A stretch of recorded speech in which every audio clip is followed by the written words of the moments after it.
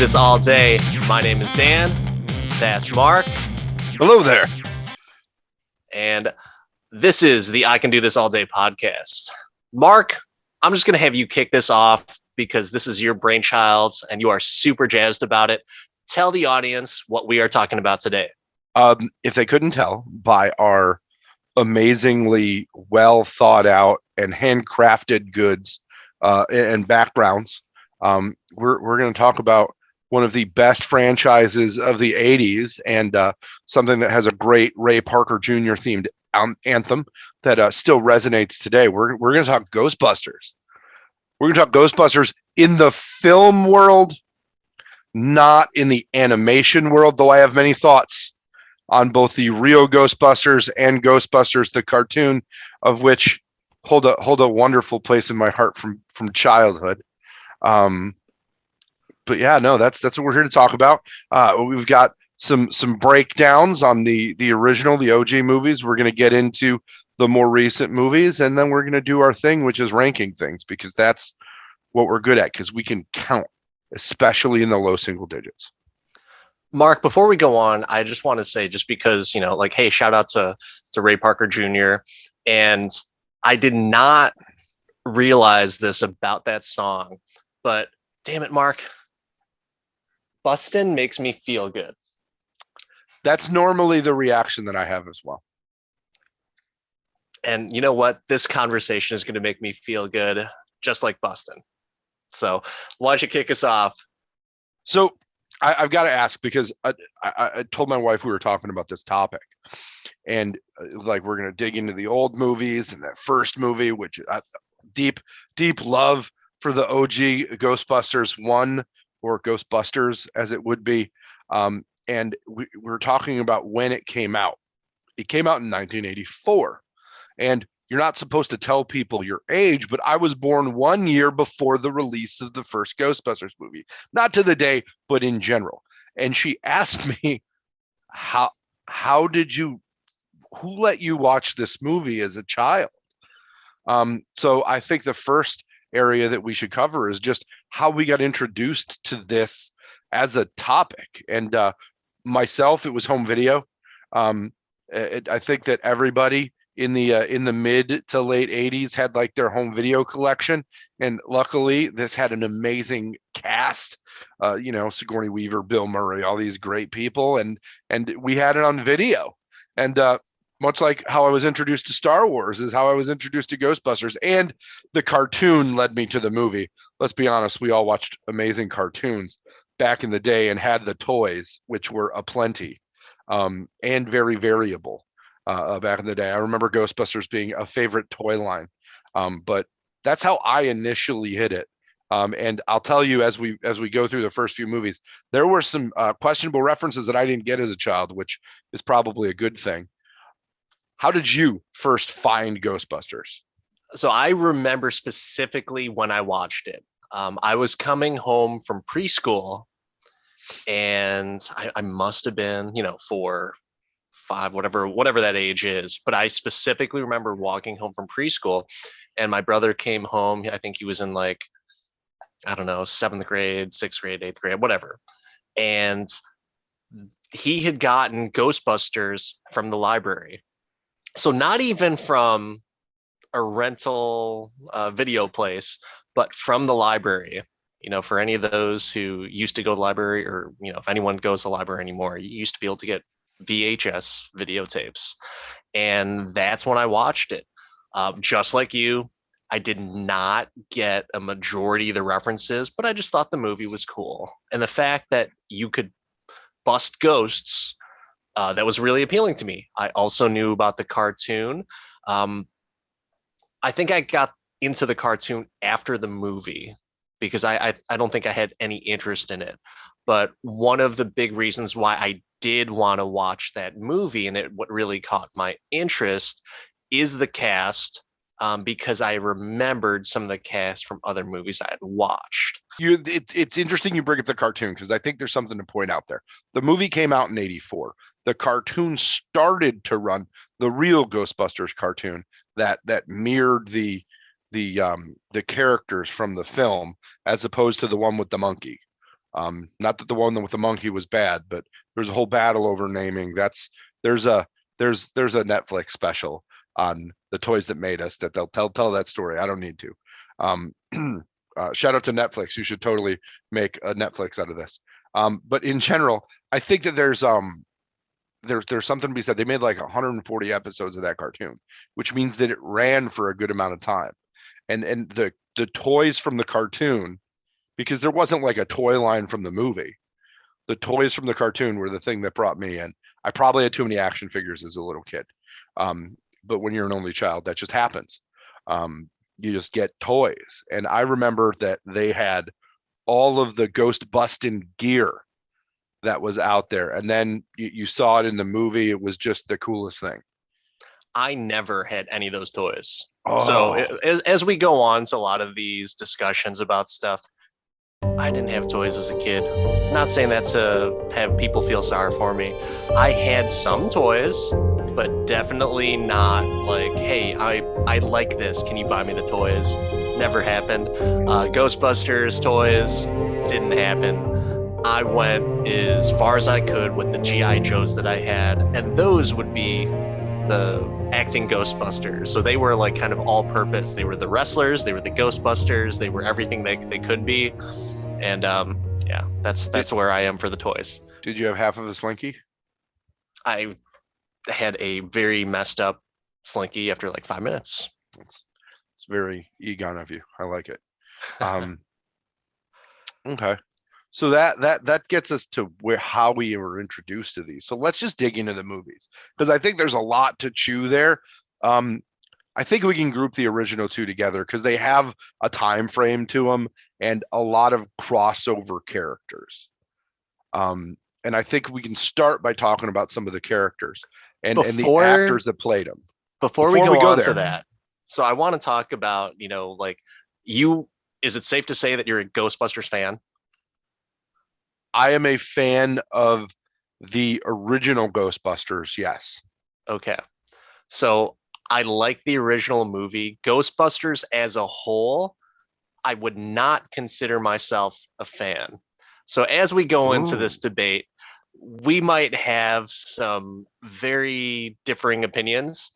And there might be some viewers that will be a little angry at this or might not understand where either of us are coming from, or some will side with you, some will side with me, and other people that will just be like, Ghostbusters, get out of here. But I want to put that out there. I'm not saying I'm going to be bashing everything. I would just go on record and say I am not necessarily a fan. No, I specifically went and saw the new movie like the weekend it came out because I was that excited about it. We'll get to the buildup of the new movie and that release and just how that went, but um, you know, luckily it's still not pushed back. It's not Top Gun. We don't know if it's not ever coming, but this came, it saw, and it kicked ass. So very excited about that.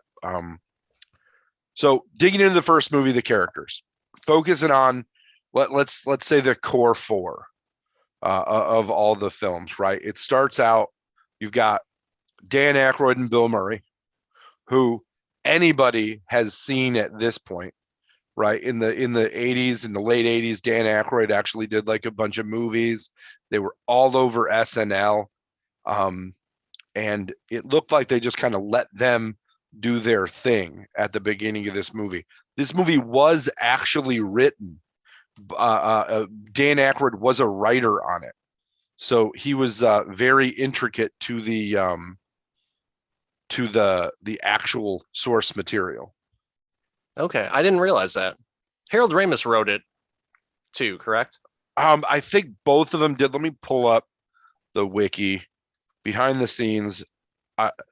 For all the listeners, I'm good at Wikipedia. I do know way too much stuff off the top of my head. If anybody has any pub trivia questions, I can totally do that. But yeah, Harold Ramis, Dan Aykroyd wrote the original one, directed by Ivan Reitman. That'll come up later. R.I.P. Ivan Reitman and Harold Ramis. I want to talk about Dan Aykroyd for a second because that is why I kind of got caught into the movie. And it was very interesting to me because I recognized him because he was from Blues Brothers. So keep in mind, the first time I saw Oh, Ghostbusters is when I was in preschool. And I recognized him from Blues Brothers, which was an R-rated movie, a lot of vulgar language, but I loved that movie, and my dad would let me watch that movie, and so I was very in tune with who Dan Aykroyd was, and I was like, hey, it's Elwood Blues, so I was in, and so that kept my interest going. I didn't know who Bill Murray was at that point, but if Elwood Blues was in it, I'm probably gonna like the movie.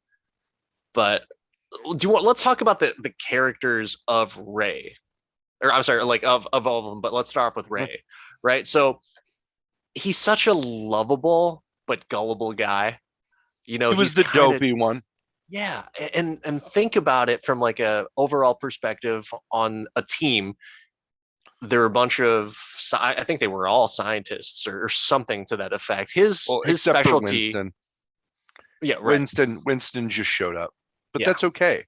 He saw the ad in the paper, and he'll That's believe it. whatever you want me to Whatever if it you want me to pays. believe. Uh, but yeah, like I probably watched Blues Brothers in triple digits, and so and maybe not at that particular time, but in my lifetime. But Ray was my favorite Ghostbuster out of all of them, just because of the Elwood Blues association. Bill Murray,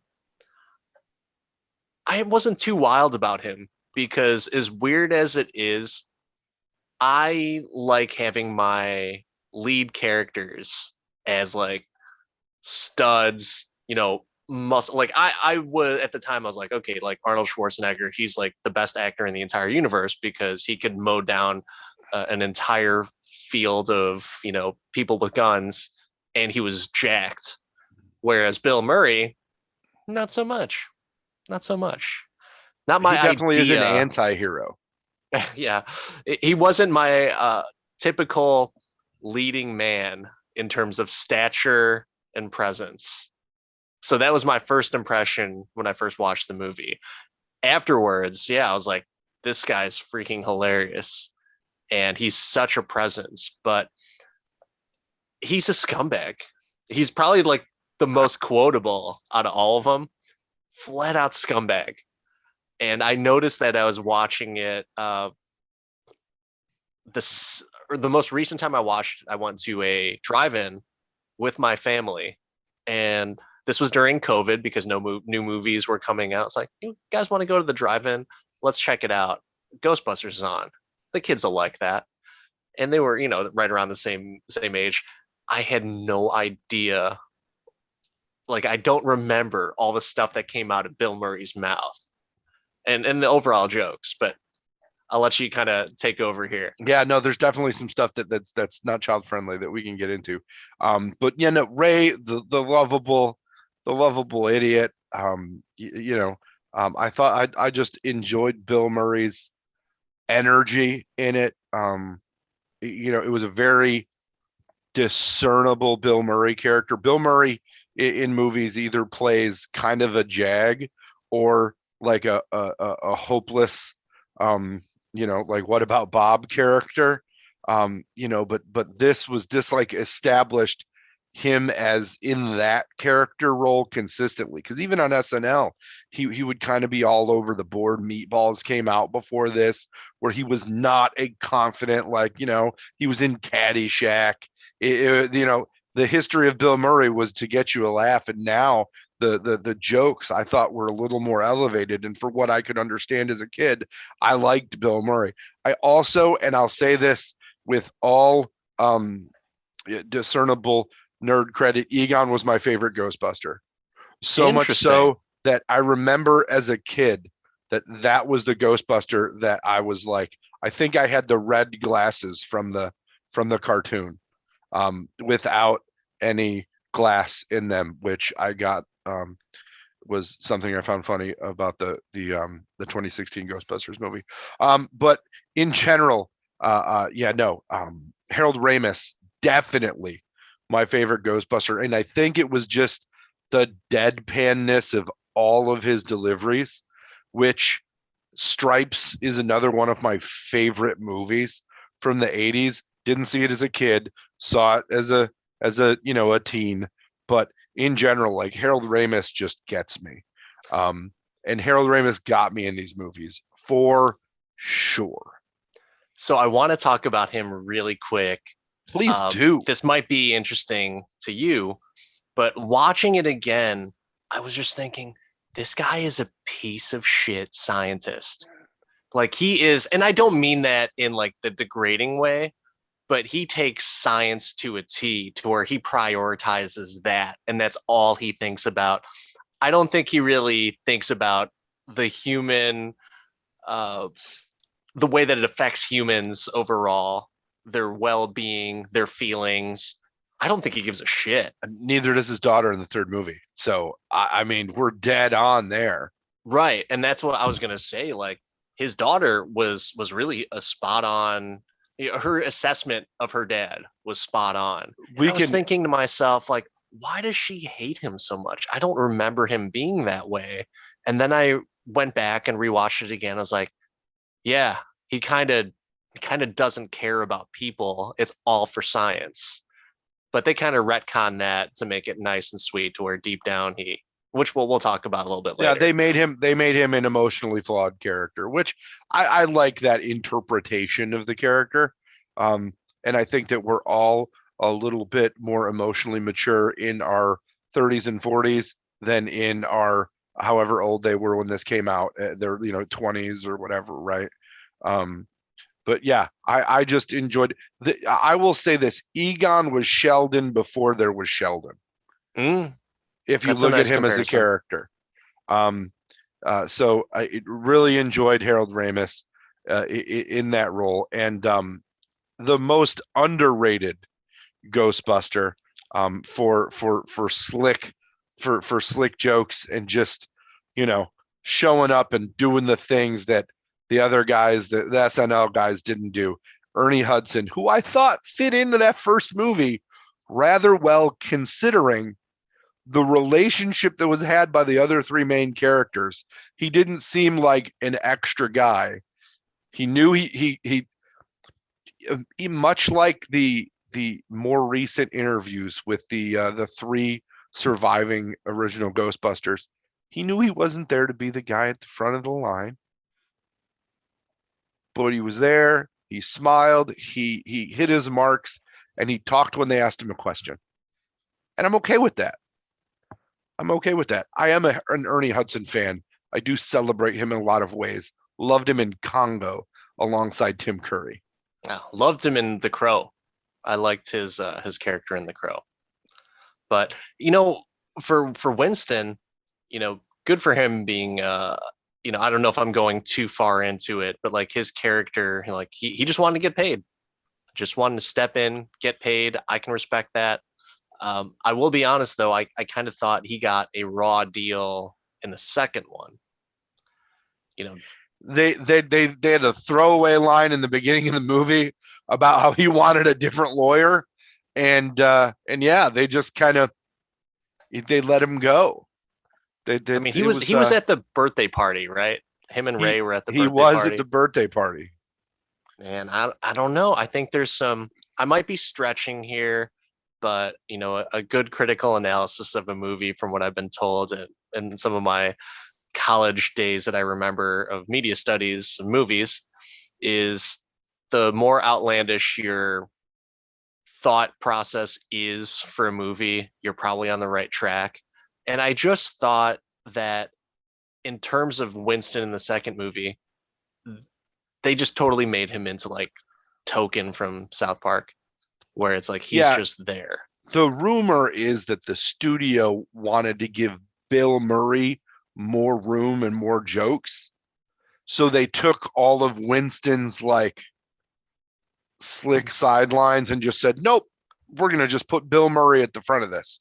This is going to be a Bill Murray centric movie where we make Bill Murray the hero of this, right? And if you look at Ghostbusters 2, they do elevate the character of Bill Murray, where instead of being kind of a conniving jerk. He's like, oh, I want to reform. I want a wife and a baby. Oh, look, it's Sigourney Weaver. Oh, I'm going to take care of the baby while also making jokes about smelly babies. Okay. Oh, I'm going to rescue them from the big slime monster in the tub. Yeah. Okay. I can see that. That kind of makes a lot more sense. Um, like I said, not a fan, so I didn't do too much research on it, but I also wanted to bring, I would say I would be like the casual moviegoer's perspective for this movie because that's what you're going to get. You might get a little bit of analytical Dan here, but I'm going to call it how I see it, how I saw it, and how I think it's going to continue to be in my eyes. So, Ernie Hudson, Ghostbusters 2, aka Token. That's what I saw him as. I don't disagree. I don't disagree. How did you see Rick Moranis? Oh man. At first I thought, when I was a little kid, I was so influenced by, like everything from the Wonder Years and all that. So like if someone is wearing glasses and acts nerdy, they're just a flat out nerd. So I didn't like him in the sense like this guy's a loser. He's a nerd because that's what everyone said back in the day, right? Watching it again as I got older, it's like he's probably my favorite character overall. He's just so funny and he just wants to be loved and he just wants to be social. He's throwing parties at his place and they're going to be playing Parcheesi later, but his goofiness and quirkiness, that's the type of personality that I enjoy. I like seeing that type of quality in people because it's real. Probably more so, now than ever because everyone has their quirks, especially for being locked up for 2 years, during COVID and everything. So I can respect his character a whole lot more and appreciate it a whole lot more. But he was just flat out funny. And his character was so consistent and more real to me. Like you might be thinking, like, no one's that nerdy. Like, you're wrong. There are people that are definitely that nerdy. And I loved it.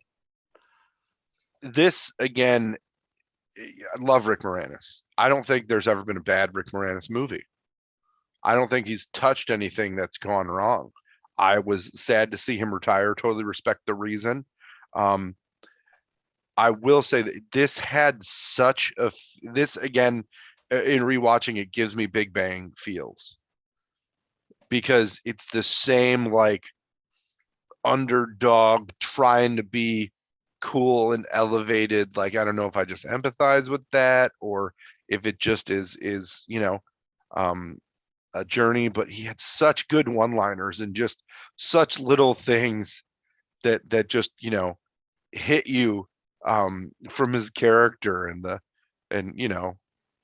talking to all of his clients, and he's really just throwing a party for his clients, and he's going to use it as a tax write-off, and just the dialogue that he chewed in this movie, which was pretty flat dialogue, right? Like they didn't write it wasn't elevated, and he definitely elevated it in general and was a great protagonist. I even loved his work as a dog.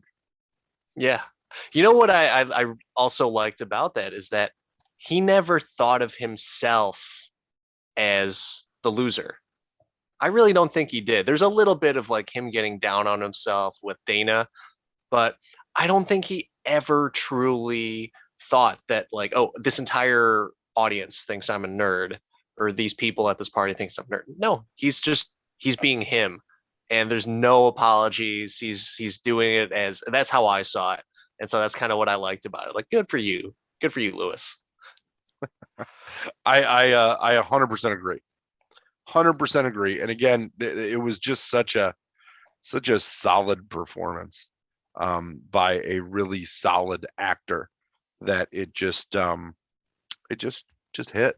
Speaking of solid actors, low on the billing, but huge at the time. Sigourney Weaver comes in to this movie and yeah, absolutely kills it. She has hair in this movie, which is a divergence from her previous giant movie in the sci-fi area, which is Alien.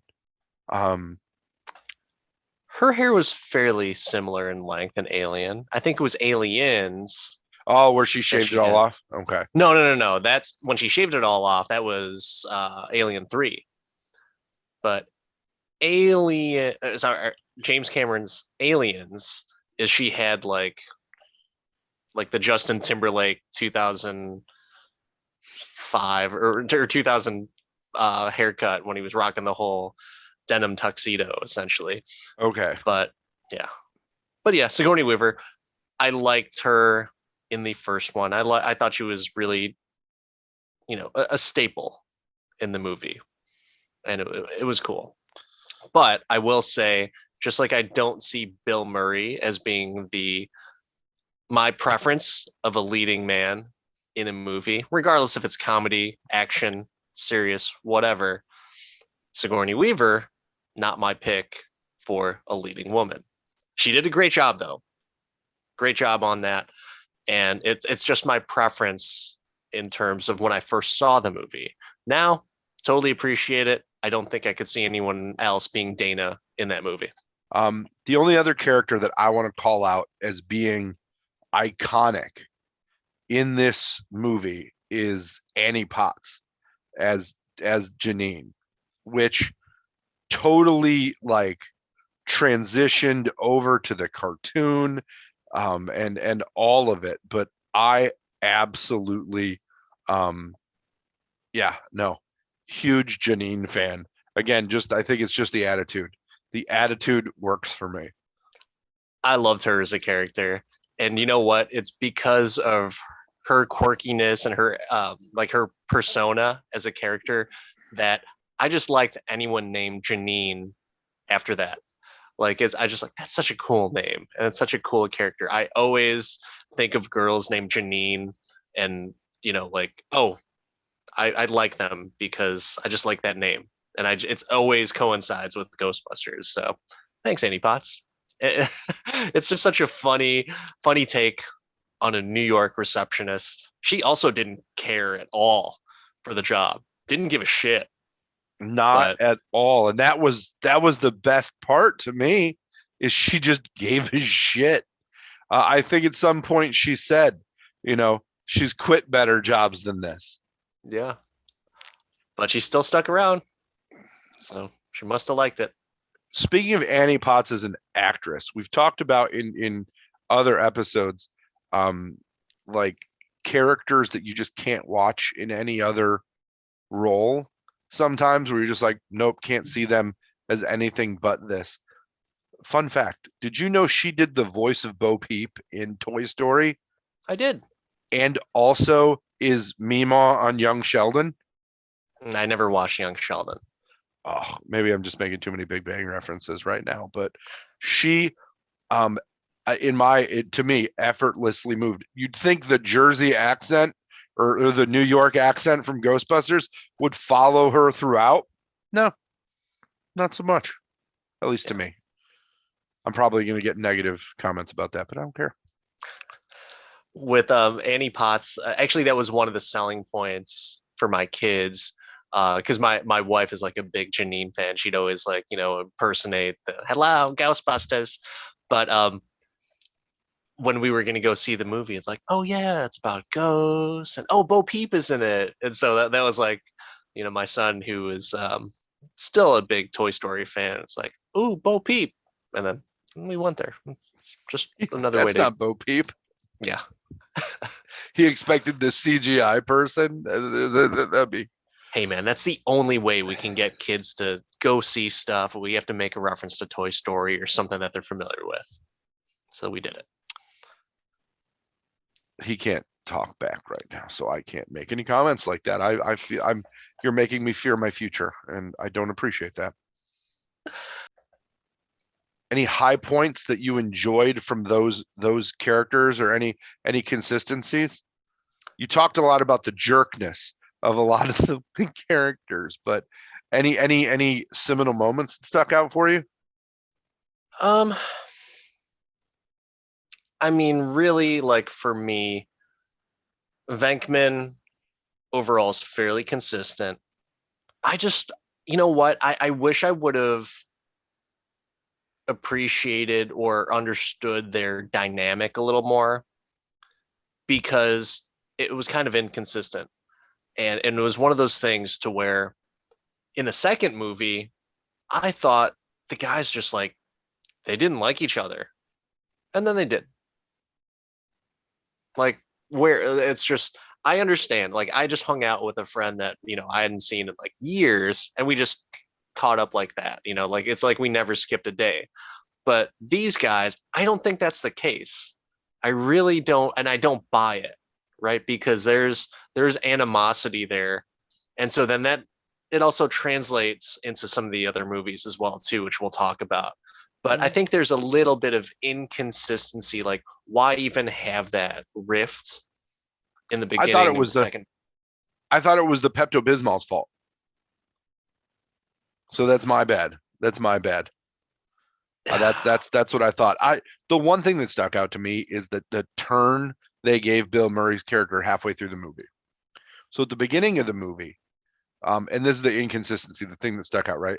The beginning of the movie, like Ray was kind of, and all of them were kind of leading independently.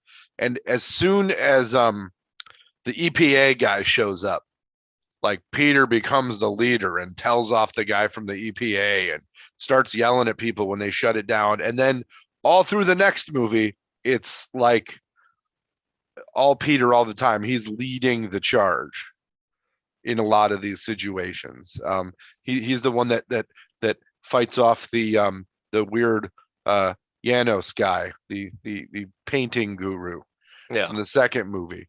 I think that, his personality fits that, but it was more of just their own dynamic where Winston says like, I just, it seemed like he was just going to go away. And I think that's a writing issue, but they just needed to have some type of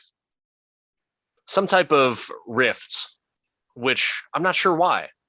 Like they could have just said, okay, we had some time off and then now we're going to get back together to fight pink slime.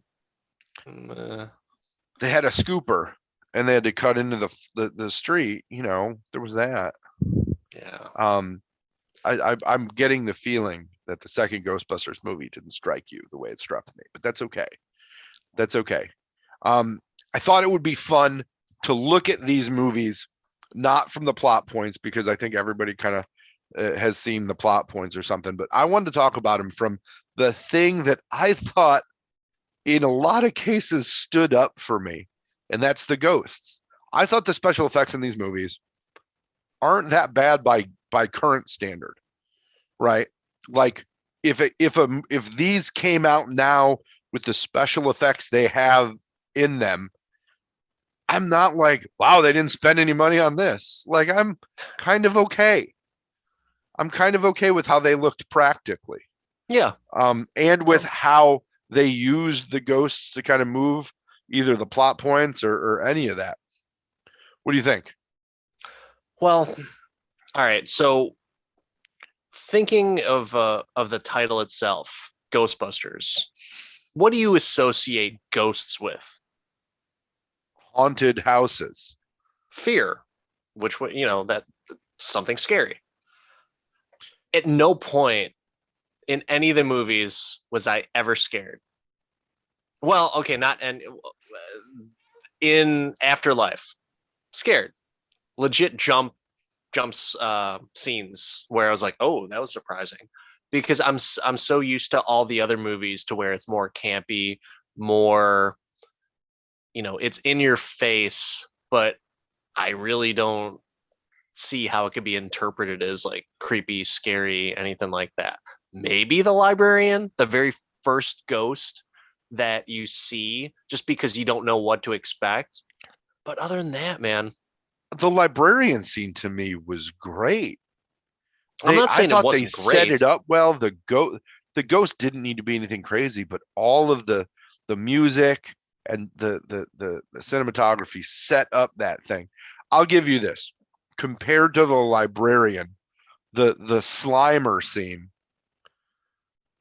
was not scary per se. Like it's the first time I think in a movie where you see something that's a ghost hit a person and not like cause them, that's not trying to murder them. And it also gives you one of the seminal lines in the franchise, right? After Give Slimer hits me. Bill Murray, Oh, okay, yeah. you've been slimed. What an It is example. funny how like they're so nerdy about it and they're so jazzed. Yeah. But yeah, And Slimer, that's where Dan Aykroyd just nails these movies for me. He's just so excited. he is. It's almost to a fault because he's so into everything that it's like, come on, Ray, get your shit together and let's make sure we handle this task at hand. He was just really excited that all of the reading of the weird books finally paid off. Yeah. Yeah. So, all right, this next ghost is probably my favorite out of everything. Oh man. What was your favorite ghost? When in the movie is it? Or well, Is I'm it sorry. is it a standalone scene? Is it during that really weird ghost montage in the middle of it where they're like, well, Rocky did a montage, Ghostbusters should do a montage? Even Rocky had a montage. I think you referred to it in your outline for everything as the BJ ghost. The part that as a kid you didn't understand, as an adult, like I can imagine you at the drive-in with your kids like, I hope they don't understand this. I really hope they don't understand this. Looking at your wife, did your wife look at you like, what the fuck, Dan? Dude, I didn't remember it. And we looked at each other. Did you remember that? I didn't remember that. It's like we just remember Ghostbusters being so fun as a kid. And apparently we both didn't understand what was going on. And my kids didn't ask, so I didn't feel the need to explain. But a ghost giving Dan Aykroyd a BJ with my wife, two kids, 7 and 3 at the time, watching at a drive-in is just an awkward situation, but funny nonetheless. I'm gonna tell this story, or maybe they'll see this episode when they're older, and they'll be like, "Oh, so that's what was happening." And it sounds like you won't be showing them Ghostbusters again when they're older. So yeah, they'll have to see it from the episode, being that you're not a fan. I'm not a hater, but I'm not a fan to where I'm going to be like, well, let's put in Ghostbusters. I'll play Ghostbusters on the Alexa app and just scream out "Bustin' makes me feel good." For some reason, that's appropriate to me, and I'll do that, and I have done it. I'll admit to it, but it's just, I don't know. The movies as a whole was just not my go-to, and I don't think it would be a repeat. But I'm sorry, I'm kind of getting ahead. You weren't on like the demon dogs in the fridge. You didn't think that cool. you would have a haunted refrigerator? No, not or once. get captured while you're in a lounge chair, like you're about to be in a Maxell commercial? Not once. Oh. By the way, if you get that Maxell reference, please comment on the Instagram or on the YouTube video, please. I'm just curious. Not to say that was a bad reference, but I'm really curious if you guys know that reference. I mean, this movie did come out when cassettes were top of the line audio. Many Ray Parker Jr. albums on copies of the same Ray Parker Jr. album sold on cassette. I don't even think it would be the whole album. It might have just been the one song. Just the and he didn't see any money because Huey Lewis sued him for like basically ripping him off. Ray Parker Jr., the Vanilla Ice of 80s bop movie movies. Wait. Can you explain that? I'm not aware of this. So if you for those of you listening, and Danny after this, listen to the Ray Parker Jr. song and then listen to I Want a New Drug by Huey Lewis and the News afterwards. And you'll be like, oh, I get it. Okay. I get it. I'm writing it down right now. Yeah, no, the music is so similar, and there was definitely a lawsuit in there at some point. I'll be honest, I don't remember the full outcome of said lawsuit. So I mean, I might be insulting a a a, a wonderful person who got exonerated when he got his moment in court, but the fact that it went to court at all just is like, well, I mean, they still play it and they still credit it to him, but they still play Ice Ice Baby as well. So the dogs. I did think it was. I didn't think it was cool where. I'm sorry. I did think it was cool when Lewis is running away from one of them, and then he's at the restaurant and he's just like banging on the window, and everyone's just like, huh, and then just continues to eat their dinner. So yeah, I mean, I'm not saying I dislike them. I was just thinking like, huh, that's interesting.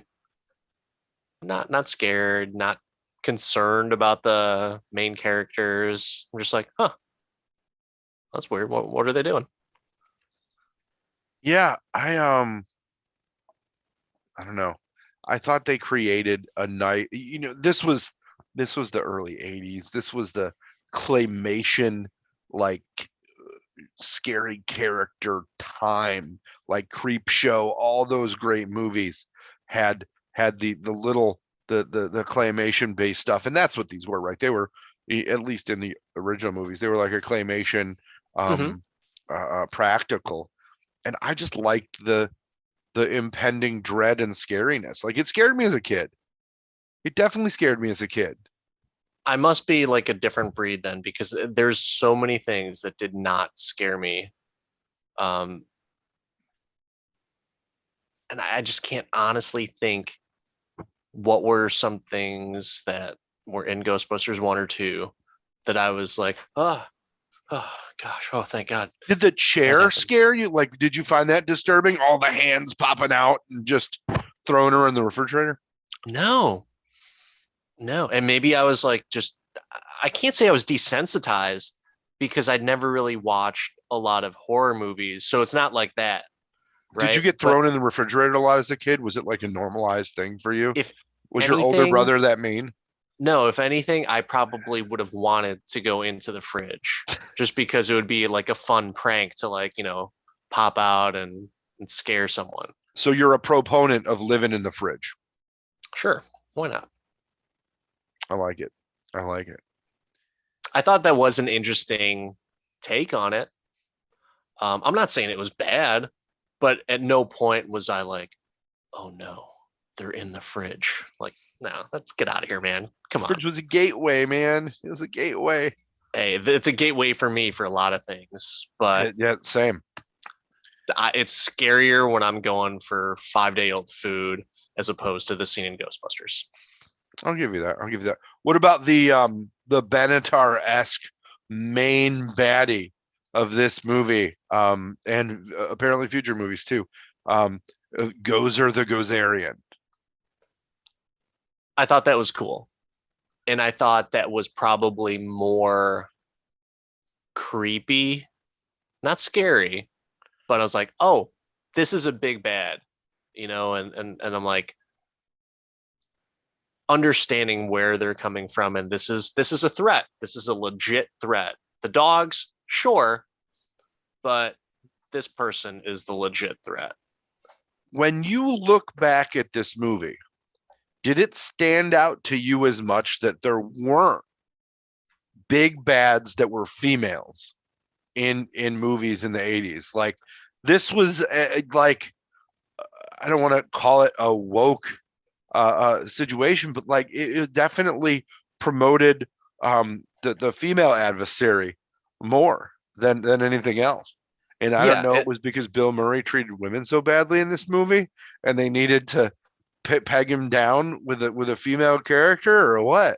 Or it was the one thing all of the nerds were scared of, is talking to a girl. I don't know. you bring up a good point. I never thought about it. Um, but yeah, I mean, it's a very good take on that, and it's a very good observation.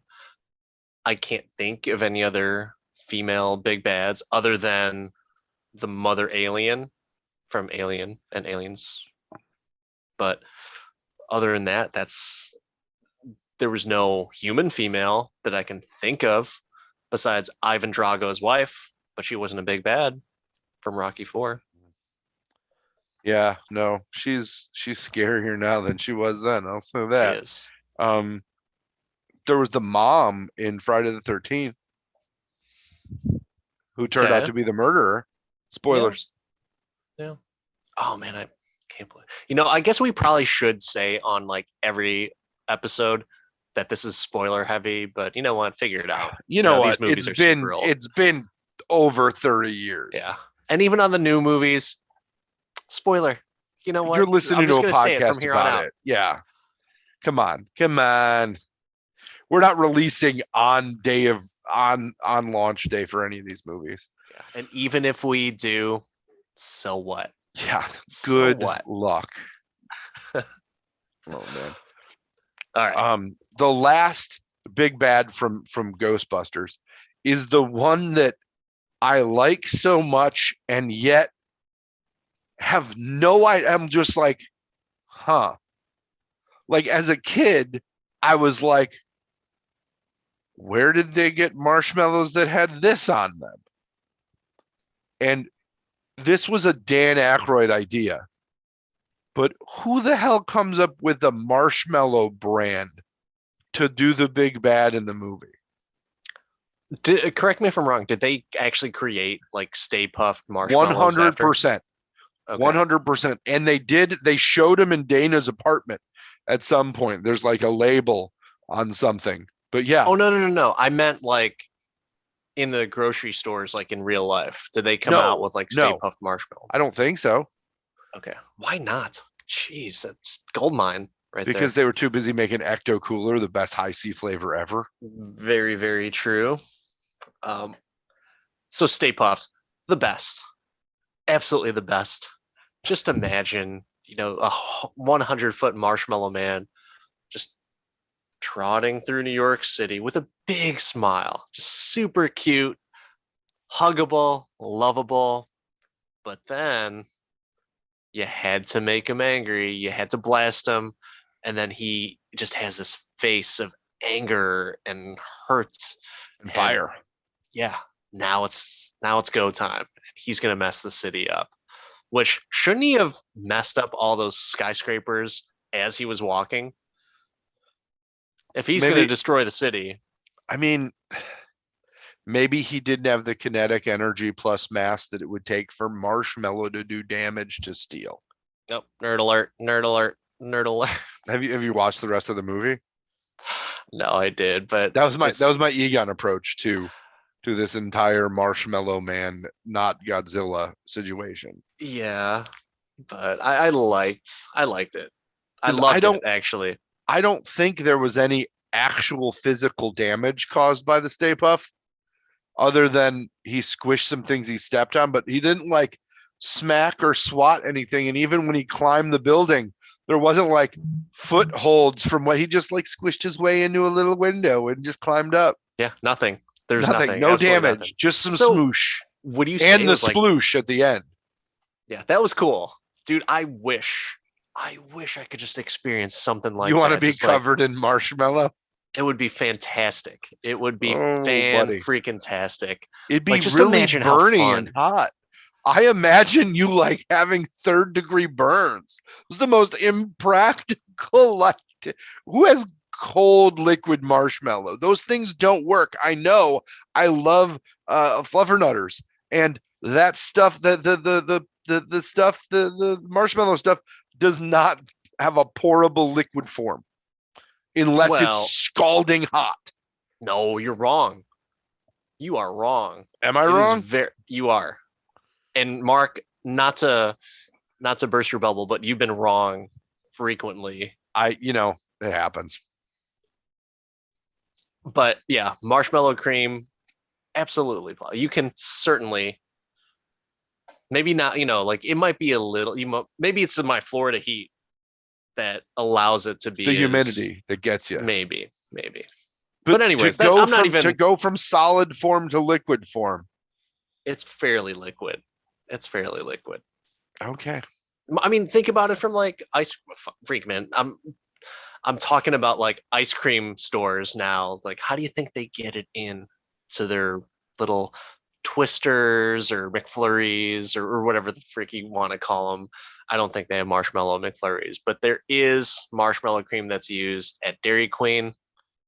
Delicious. That's fake flavors. There's MSG in that. And MSG is amazing. I don't know if there is MSG in that, but I'm just kidding. It's an MSG. it's amazing nonetheless. Oh, well, I can tell you're a Stay Puft fan just based on Yeah. your background, so I get it. The best. I get it. Look at those little guys. Amazing. Look at them. Look. Oh, I'll even man. move around a little bit. Stay Puft. Such a warm blanket of Hershey you got there. Oh, fantastic.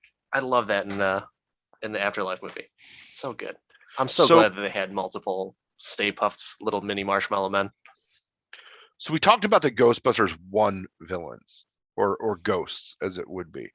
When you get to Ghostbusters 2, you said Ghostbusters 1 didn't scare you at all. Ghostbusters 2. I roll heaven. So many times that my eyes rolled. Ridiculous. Flat out ridiculous. The Scullery brothers. You actually put, just for the record, you put it on the outline. The Scullery brothers. Like the Scolari brothers. Or, well, sorry. Mispronunciation. It's okay. It could be wrong in the movie. So ridiculous. They were like Muppet ghosts. It was great. Yeah, well, that's why I kind of had an issue with Ghostbusters as a whole. I found the first movie entertaining. Second movie, oh gosh, I don't know how I got through that movie. And if I remember correctly, I went to the theater to watch it. And I just recently watched it, just the other day, actually, just for you and just for this podcast. I watched it. My eyes might be still rolling because I don't think they stopped while watching that movie. And dude, a majority of the ghosts flat out suck in those movies. Slimer? I said a majority. Slimer's not included in that. Okay. But you actually kind of said it, like the Muppet ghosts or whatever. This is the stuff that you see at Disney's Haunted Mansion ride, which, by the way, is my son's like favorite ride, and we thoroughly enjoy it as well too. But is it scary? Nope. Dude, I was terrified of the Haunted Mansion as a kid. Terrified. Never. Terrified. I am a huge fan of it. I love me some original Disney, some OG. I can't pick which one's my favorite between the Jungle Cruise and Haunted Mansion, but both of them just love. I enjoy Haunted Mansion. By the way, I think they're coming out. Or wait, no, I'm sorry. That's something else. Tower of Terror. They're coming out with a movie. Scarlett Johansson, Tower of Terror for Disney. But anyways, back to Ghostbusters. I don't know why you need to bust these ghosts because they're not scary. Oh, wait. No, I do know why you need to bust those ghosts. Because busting makes me feel good. That's why you bust the ghosts. They came out of the pink goo, man. They came out of the pink goo. The pink goo, there was a shot. Was it in the bathtub? It just looked like a big pink dick trying to eat. It did. It did the dick trying to eat the baby. It was true. I think if it wasn't so ridiculous, like for all the other ghosts, I think I might have enjoyed that scene. But I was watching it, and I'm pretty sure my face was like this. That's a pink dick. That's a pink dick in the bathtub. That's what I said. I was watching it by myself, and I just like pointed. This is flat out ridiculous. Flat out ridiculous. There's a pink dick in the bathtub, and it's trying to eat a baby. It's Sigourney Weaver. This is outrageous. I can't say that the pink dick bothered me as much as it bothered you. You know the thing that bothered me at the beginning of Ghostbusters is, why does she have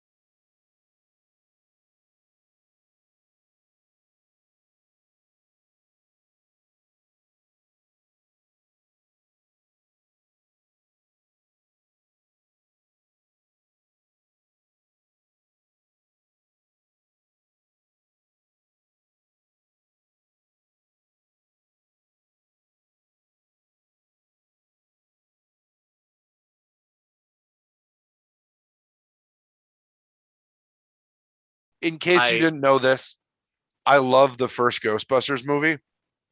I think I love Ghostbusters 2 more. It's the pink dick in the bathtub. Is what did It's it not for the you. big dick in the bathtub. It is it has all of the jokes for me. And I like campy bad movies, and Ghostbusters 2 is for sure a campy bad movie. Okay, all right. So you admit to the bad part. I'm Oh, not it's like I a mean hater. bad with an 80s reference to it, right? But That movie there's bad. oh, okay. All right. I okay. All right. No, that's we'll just go on. We'll just go on. I don't know, because I could talk about the bathtub scene I mean, all you day. could talk about the bathtub scene, or we could move on to what might be the most ridiculous yet amazing character in Ghostbusters 2, your boy Vigo. The Vigo. Fucking Vigo. Oh my God. This was amazing. The first movie, they did all of the reference to the Sumerians and the weird girders and the engineering and the ghost portal. They didn't seem to get the same research department for this. Harold Ramis and Dan Aykroyd wrote this one as well. They just said, you know what we should do? Possessed painting. You know, you could tell they kind of just they're like, science. Why do we need to do science in this movie? There's too much science.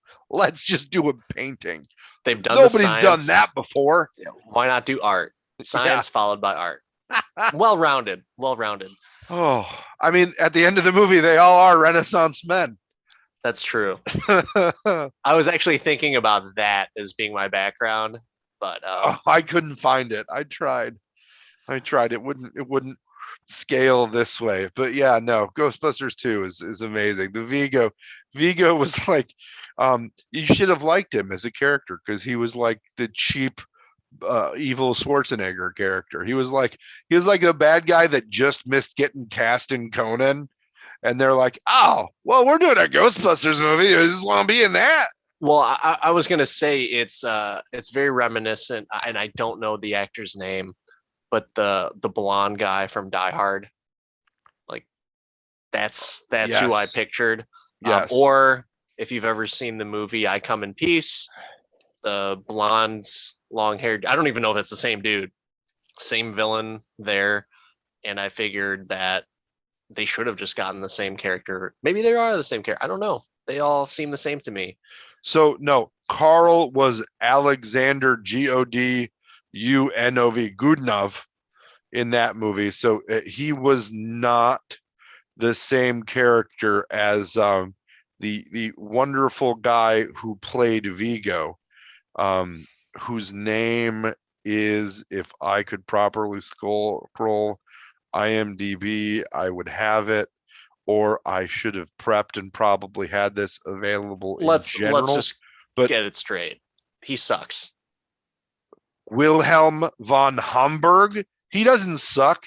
He even has a von in his name. You know who sucks in that movie is Peter McNulty, the guy who played Janos. He did suck. The biggest bitch character you ever did see. I don't understand why they needed him. Or why did that character have to be that way? Why couldn't he have just been They like needed evil? So in the first movie, it was Peter or Lewis, who's the manlier man. But then everybody loves Rick Moranis, so they couldn't like shit on Rick Moranis again. So they just gave him Janine, because they needed Janine to get some love, because Egon wasn't going to do it. And then they needed an anti to Peter's virile manliness, so they had to get a really fucking weird guy in Janos, right?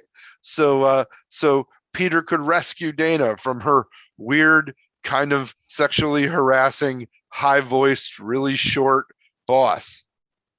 Yeah, I think it's just it's a very poor portrayal of someone who appreciates the arts. I mean, they just wanted to make fun of people with weird accents. Just leave them alone. They did. They love really it. shit on immigrants in this movie. Mhm. I mean, it was not good for them, in any way.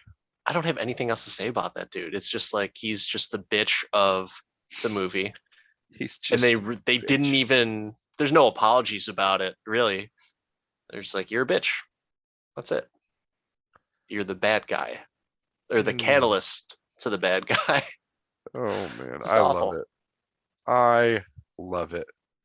Let's go on to the slime river. Dude, the slime river. Who misses the slime river?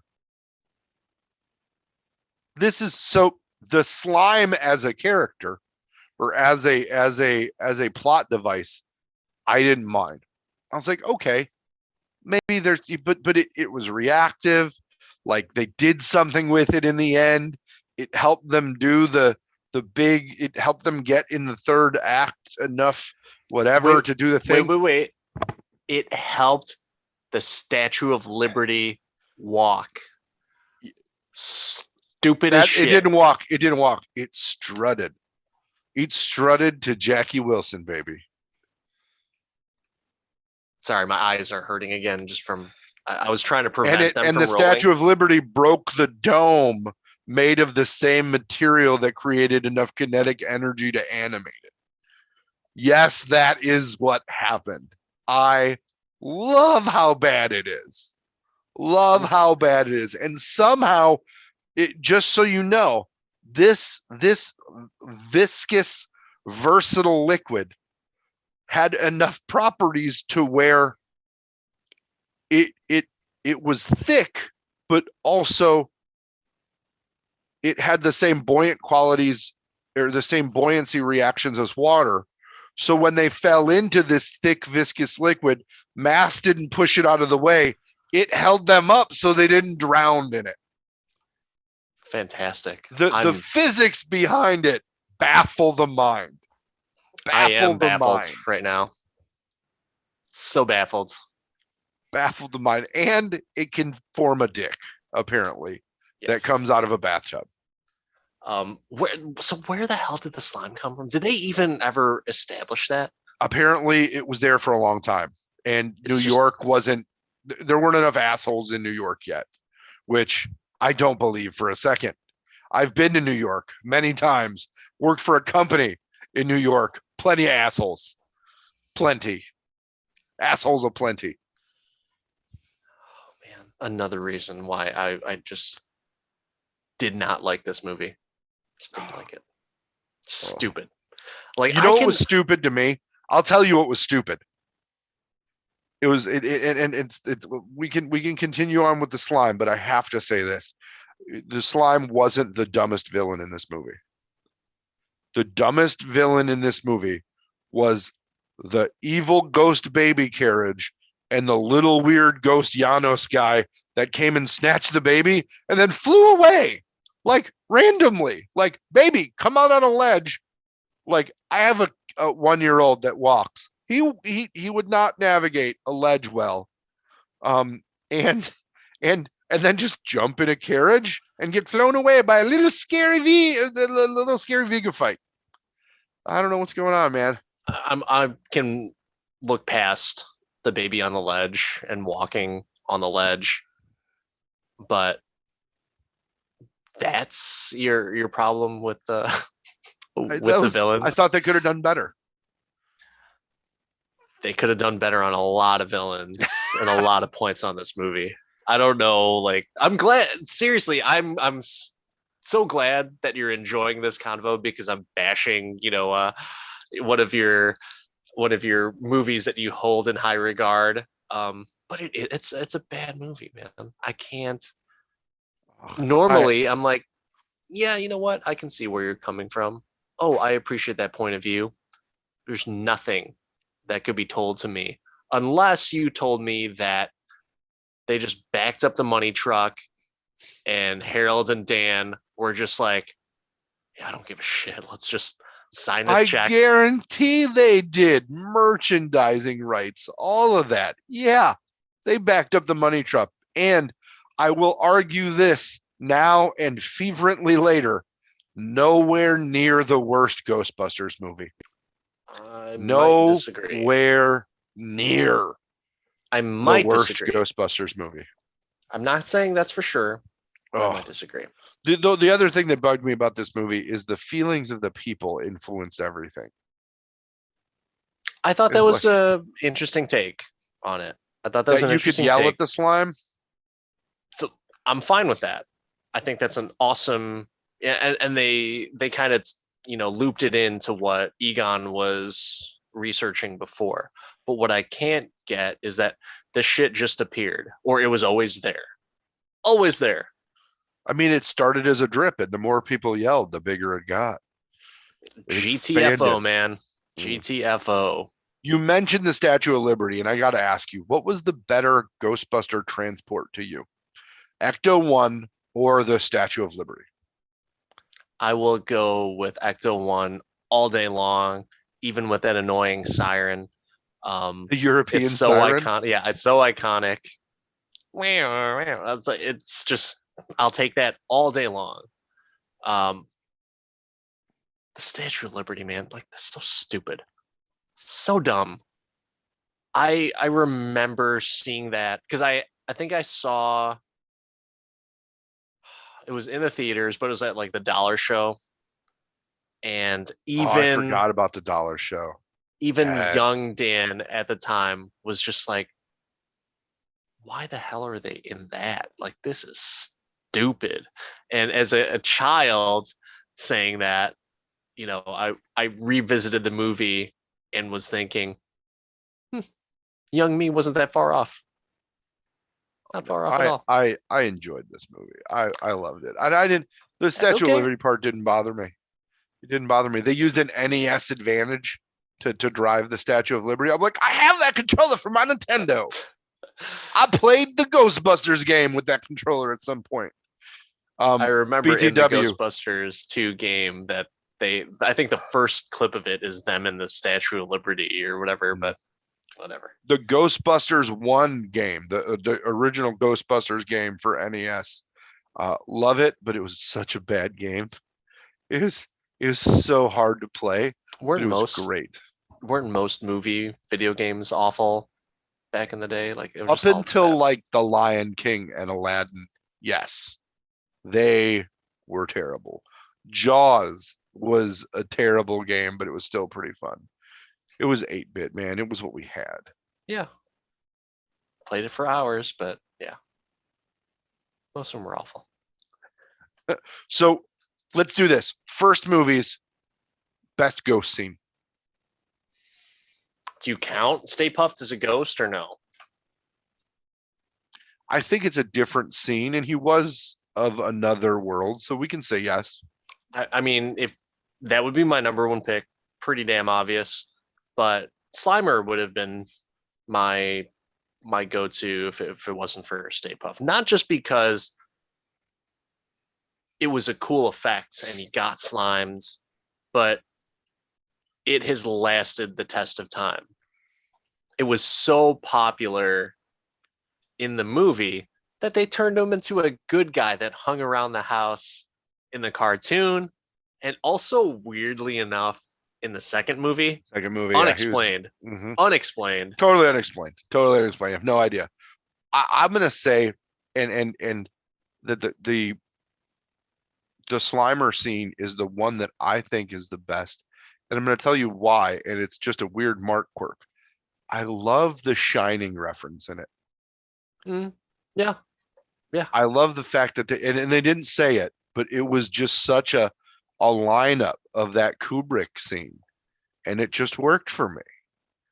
And I love throwbacks. I love some quality references. I love reverence of past films and other movies. Like, I'm a huge fan of that. And yeah, the Slimer scene for me definitely did it. Definitely did. Yeah. And the end of the Slimer like whole scene, there's two things that I want to call out as well from there, right? When they get to the ballroom.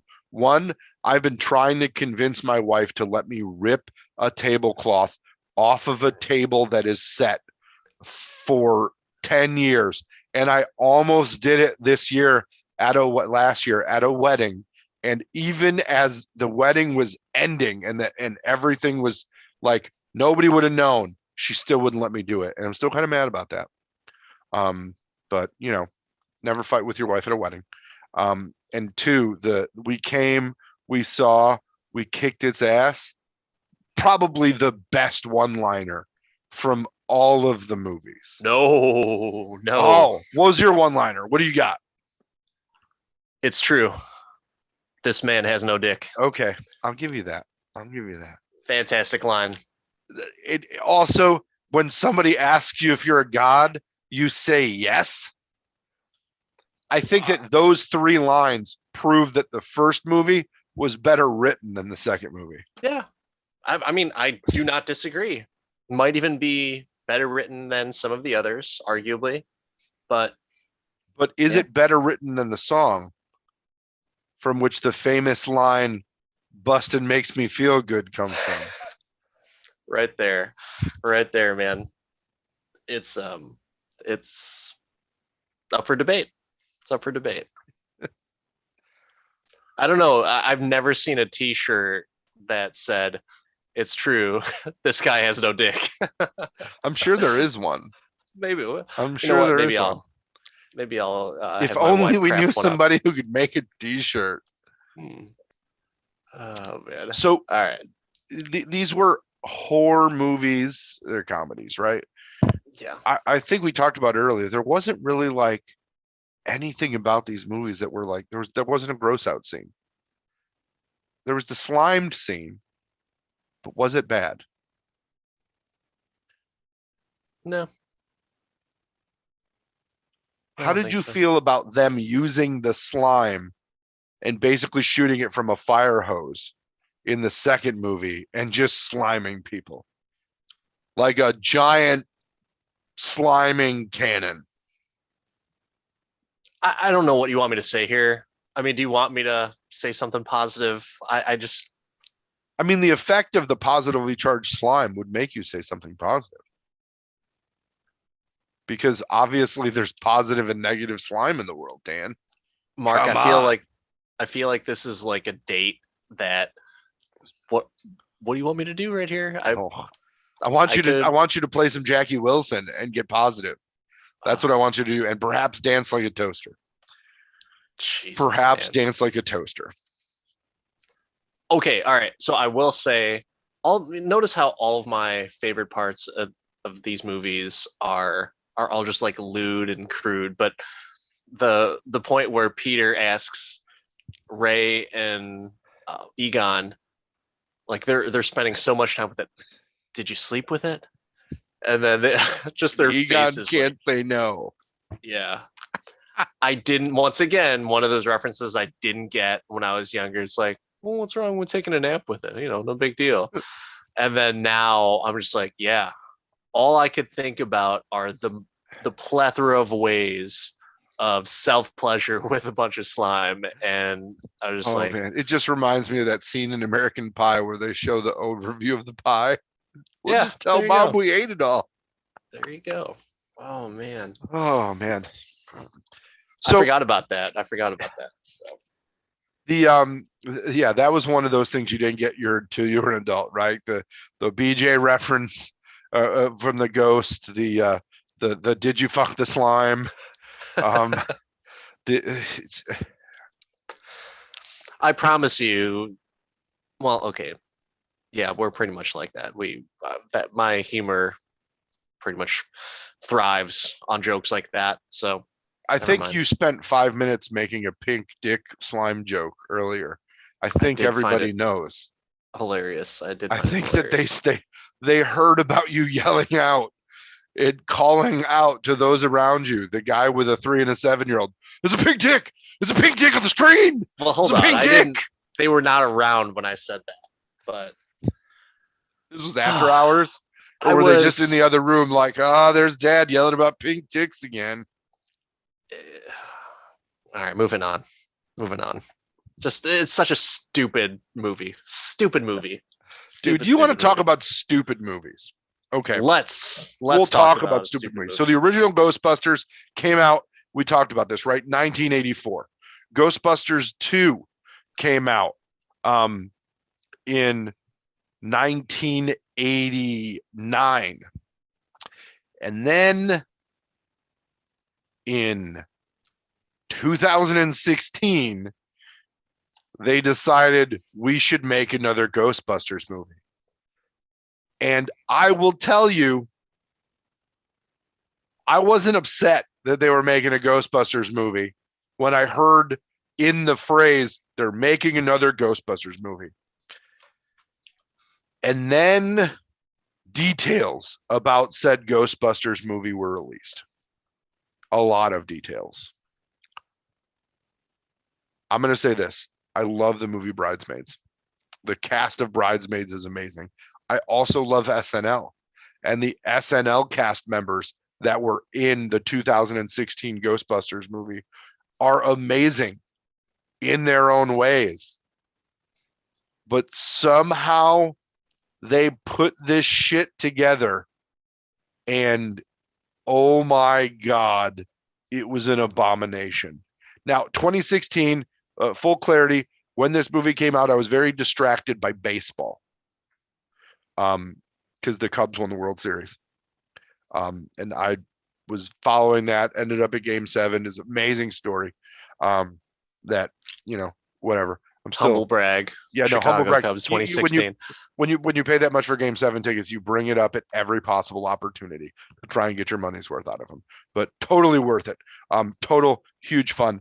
But I didn't see this movie in theaters, and then the pub behind it, and the reviews of it. I literally had not watched this movie until this week because we were doing this podcast, and I was like, okay, I'll watch it. This I was didn't your want to idea, ruin. by the It way, was my to do idea. this. It was my idea. And I'll tell you why it was my idea is because I am so glad I watched this movie after watching Afterlife, because Afterlife is everything this movie should have been. A respectful callback that made the original movies better. How are you going to do a sequel that doesn't even acknowledge the fact that there were other fucking movies and give no positive callbacks to the old movies? Just make fun of them and make them seem stupid. And then you have the original cast in them as not their characters and as basically the opposite of their characters. Like, what would have went wrong? What if the Ghostbusters people failed at Ghostbusting and had to go into the world or never came together, right? What would Peter be doing? Oh, he'd be talking against paranormal. He'd be an anti-paranormal person on TV. What would Ray be doing? Driving a cab. And then what would Winston be doing? Owning a funeral home? What? They ruined these characters. The plot line of this movie and the quality of it was trash. And they took a reverence and a great piece of EP or IP and just made it shit. Made it terrible. Literally, some of the cameo and side characters would have been better as the leads of this movie than what the leads ended up producing. And I love all of them independently. I agree. But you know what? The first half, I actually found entertaining, and I was okay with it. It was when they were turned into the Ghostbusters and they started being referred to as the Ghostbusters. After that, the movie was like Ghostbusters 2 all over again. Oh, it was way didn't give a worse than shit. Ghostbusters 2. I don't know, man. It That was half of the movie was way good. worse. Half of the movie was good. I don't even know if I liked the opening scene Opening scene was cool. until right before he fell into the goo. And then magically he was out of it and fine and across the street. Yeah, that is weird. I liked the opening scene until then. The whole, like, Kristen Wiig was great in this movie. Melissa McCarthy was great in this movie. Disagree on Mrs. McCarthy. I thought that whole sisterhood dynamic I thought was stupid. That's where I was getting. I didn't the whole I'm established at this college, but they don't even know I'm still here. I was like, that's so unrealistic. Kind of contradicting. Yeah, no. It's like they were making fun of the fact that Ray had a college grant to study things and got kicked out. It's like they tried to do a callback, but really were like, oh, look, I'm doing ghost stuff. What? You didn't know I was here? I'm an embarrassment to the embarrassing college? Oh, you're kicked out? No. Like it was like spitting at the original Ghostbusters movie. Kate McKinnon, I loved her as a character. I love Kate McKinnon in everything. Her character just was so, it didn't make sense, especially as the movie moved on and she like showed all this great tech, but they still ended up with their weird Ninja Turtle proton packs. Can we talk about how the back of the proton packs looked like turtle shells? Can we talk about that? What the fuck? Nah, I'm okay. Why did they need to redesign every single piece of everything? Why did they go to Disney and get one of those things that they sell before the fireworks that spin around and keep kids busy and call that a PKE meter? Like Mark, all of these things were just so, why not be respectful to the source material, get all of the money from the people who want to go back and watch this movie? Oh, because it was a female-centric movie geared towards females along with the original audience, but I would say it was geared more towards females to attract more of a diverse audience and a new audience, which it was I don't know. For me, it was like, hey, let's redo Bridesmaids, but with Ghostbusters, we can make that funny. Shit all the time. I mean, they're redoing the Fresh Prince to put a new serious spin on it. Yeah, and it's not for the same. Guess who's not going to watch that? And now that's even more reinforced because of this Ghostbusters 2016 abomination. It wasn't great. It wasn't good. Like I said, I liked the first half of the movie. I could have stopped right there before they turned into Ghostbusters, but it was you know where I could have stopped? You know the best joke in the whole movie? The whole movie was when Thor or Hemsey, or whatever you want to call him, asked them about his headshot and said, do I look better playing the saxophone or listening to the saxophone? And it was him holding the saxophone up to his ear. I literally was like, whoa. And I told my wife watched it with me. And I was like, did you see that? That was hilarious. Did you see the sight gag? And she was like, what? And I rewound it. And I was like, look, he's holding it up. And she's like, that's so stupid. And I'm like, I guarantee you that's the best joke in the movie. And then I watched the rest of the movie. And you know what I was? I was fucking right.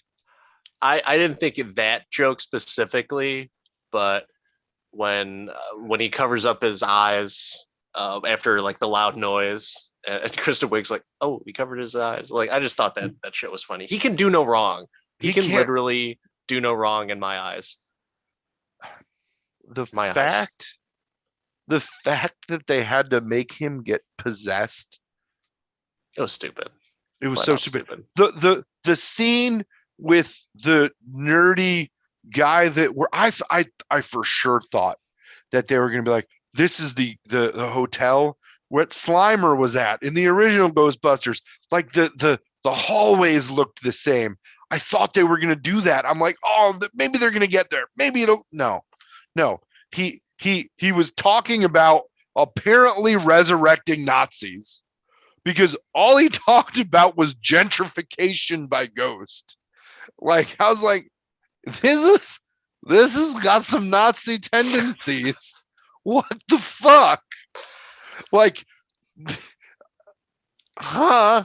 I mean, and then he kills himself, and then I'm like, okay, they could do the twist at the end with Hemsworth being the big bad, but they didn't need to make him possessed. It was like, he could have been playing stupid and then flip to no, actually, I planted all this information to make that guy I picked on as a kid do this because I really want just something other than look, I got a motorcycle. Like, oh my God, that movie was so annoying. It And was again, annoying. Yeah.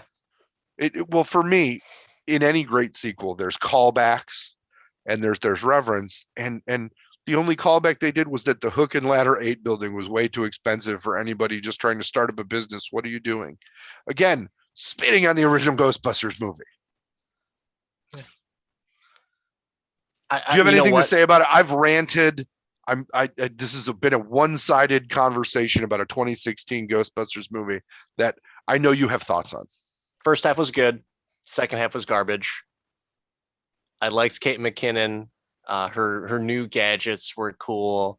The effects were way better, but I just think, you know, who I didn't like at all in it was Leslie Jones, who I find hilarious.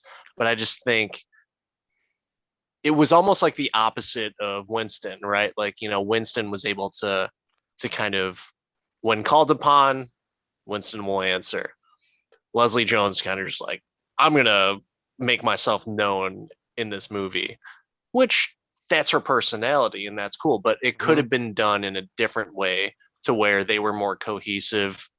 And but no, I would watch the Hemsworth little bits on repeat over and over again. And you could have made that whole movie of like Kevin as different scenarios throughout the movie. But it's just funny. That's it. It's not a good movie. Not a good movie. Surprisingly, oh, actually, you know what? I'll get into. We'll talk about the rating. Yeah, we'll get there. We'll get there. The other thing about this is, the other thing that killed me about it is the ending. The ghost battles. It made no. How can you kill a ghost? Didn't They're make a sense. fucking ghost. Didn't make any sense. They were like lassoing them, and then they're we'll cross the streams. Oh, now you're gonna use the original fucking movie. Now you're gonna do that. And then did it piss you off that they took the Avengers ending and I'm gonna get you out of the pit? Like they did the Iron Man thing, but it was the girl buddy scene. It did bother me. Not because I associated with Avengers, but just because it was the whole, you know, I get it. We have to take ourselves out of the situation, but the whole practicality of having a normal conversation in a tube of chaos doesn't, like, you would be screaming your lungs off. It doesn't. The second half sucked, flat out sucked. But I will stand by my original statement that it was just like, it's not awful, because the first half, in my opinion, was good. I mean, First half was good. Maybe, but you know what? It wasn't better than the Statue of Liberty saving the day. Yeah, buddy. Yes, sir. So now that we're done talking about the sequel that shouldn't have happened, let's talk about the sequel we should have gotten in 2016, and that's Ghostbusters Afterlife. Fantastic. Oh my God. I don't know if I've loved a movie more this year. Really? Don't know if I have. I don't think I've loved a movie more. And Spider-Man, No Way Home? No? I know. I think that this movie has more like emotional weight with me, and I just loved it. I didn't mean to laugh there. I think the reasoning as to why and hear me out here. I think the reason why you love this movie, and it's a great movie, it's because the other movies suck. That's why you love this movie. Listen, there were so many great callbacks in No Way Home. Well, I'm sorry. Yeah. But this had more of them. Agreed. 100%. But could it be a possibility, and I'm not trying to shit on, you know, a franchise that you enjoy, but could it be the fact that the other movies were not good. And what I mean by that is the effects weren't great. The writing wasn't great. The idea of ghosts being scary was way off. See, This I did it think better. the effects in the first movie, the first two movies, stood up. For the time, I absolutely, think they'd right? stand up now. I'll say that the the Gozer scene in the first movie, I thought the effects were better than the Gozer scene in the second movie or in Afterlife. Okay, I completely disagree on that. It's definitely a whole lot more fluid, a lot more visually real. Maybe I You just know, like like claymation. Who knows? yeah. I mean, Who knows? that could be it. That could be, and I get the whole appreciation of the practical effects, but everything was done better, from the acting to the comedy to the relatability of the characters. I can't relate to a scientist or uh, whatever they were. I can't You're even just tell not you like nerdy what they enough, were. my man. You're just not nerdy enough. I could relate to Egon's granddaughter. I could totally relate to that, and she's like just this Phoebe, awkward kid. Yeah, Phoebe. Phoebe. Yes. Sorry. I think we Um. could run down the characters. Phoebe, Yeah. amazing. You want to put a female lead in the movie? They did. It was Phoebe, and she was amazing. McKenna Absolutely. Grace is the actress. I would watch something else that she was in solely because of how well she carried this movie. And when I say carried it, I mean 100% carried it. I don't disagree.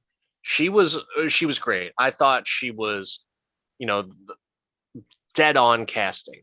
My wife said the same thing. She's like, "Oh my god, she's so cute. She's adorable." But she's the character. She is the character, and I thought it was a really great way to do some inclusion of female stars or the female protagonist without jamming it down your throat. And she didn't really have any like she, as a matter of fact, she was awful at jokes. So I'm wondering, if you take a little bit of a callback to the previous movie, it's like maybe there's like, what, we're gonna have a strong female lead, but you know what? She's not gonna be funny, and it's gonna be way better than what you tried to hand off to us. But she emulated my favorite Ghostbuster. Is she had super big Egon vibes. Yeah, yeah. It's like they watched the first two movies and said, "Oh, the nerdy characters had the heart of these. We should just build this movie around a nerdy character." I again with the casting, um, they got the guy from the dude from Stranger Things, Finn. You'd Which think, I don't think he was even necessary. well, but that's my point. That's what I was gonna say. Is I think that you needed you needed, you got to build out your group. You can't just be one person. But he's such a big star because of Stranger Things. They didn't let him come into this movie and try and take it over. They let him be a background character and just let him be. And I Yeah. was totally in it. I was like, okay. I thought they were going to try and shove him because if you look at like the marquee, he's technically the bigger name. Yeah. But in this movie, they didn't do that. And normally, like you've seen remakes or redos where they take the big name and they need to punch you in the face with it. The reason that Winston became a token in Ghostbusters 2 because Bill Murray was the biggest name. They didn't follow that mistake, and I was there for it. But you have to remember too that they kind of they almost tried to make him a bigger part of the movie, and rightfully so, because you can't just have, a couple of like, or one kid doing ghost busting who can't drive. He was there to drive Ecto 1. That's the I only reason loved he it. was there. I love the way you diluted that down. Seriously though, he No, was there to you're 100% right, and I just realized it that he literally was there to drive the car. no one else could drive.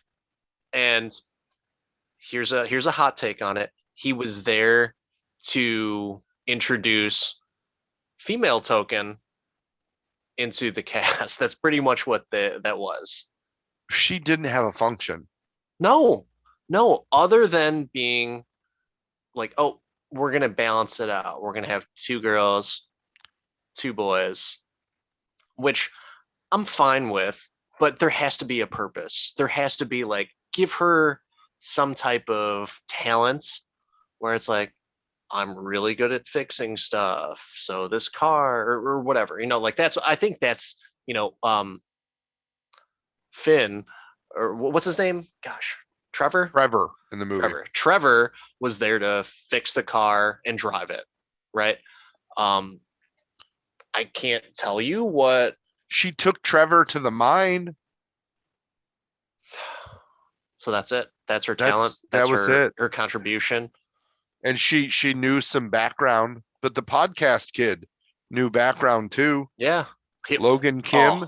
Loved it. Loved him. Well, he was so cool. And the fact that he calls out that like he only has one listener and stuff like that. I know that feeling. Yeah, I know.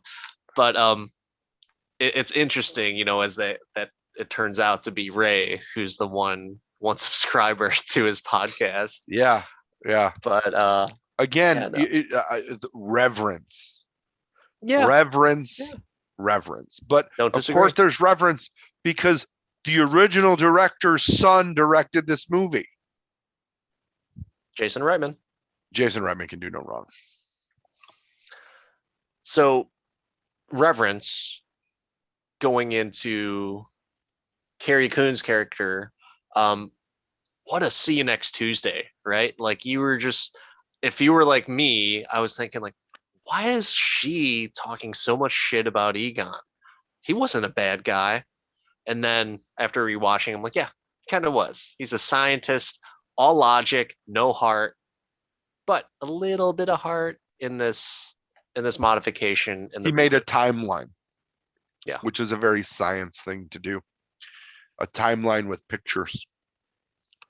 But it was it definitely like she played the angry, forgotten daughter, which is definitely it was a good role. I liked her. I liked the interaction with the kids. Yeah. I liked that they didn't overuse her. Yes. They didn't. Yes. They where necessary, which again, balance is important. To balance it out, then you've got Paul Rudd coming in, who loved Ghostbusters, who was reverent, and come on, Paul Rudd again, do no wrong there. Can do no wrong, yeah. I don't think there's ever been a movie that he's been in that I thought I didn't like Paul Rudd in that. He's just even his bad characters, he's enjoyable. But totally responsible for the potential world-ending disaster. Totally responsible.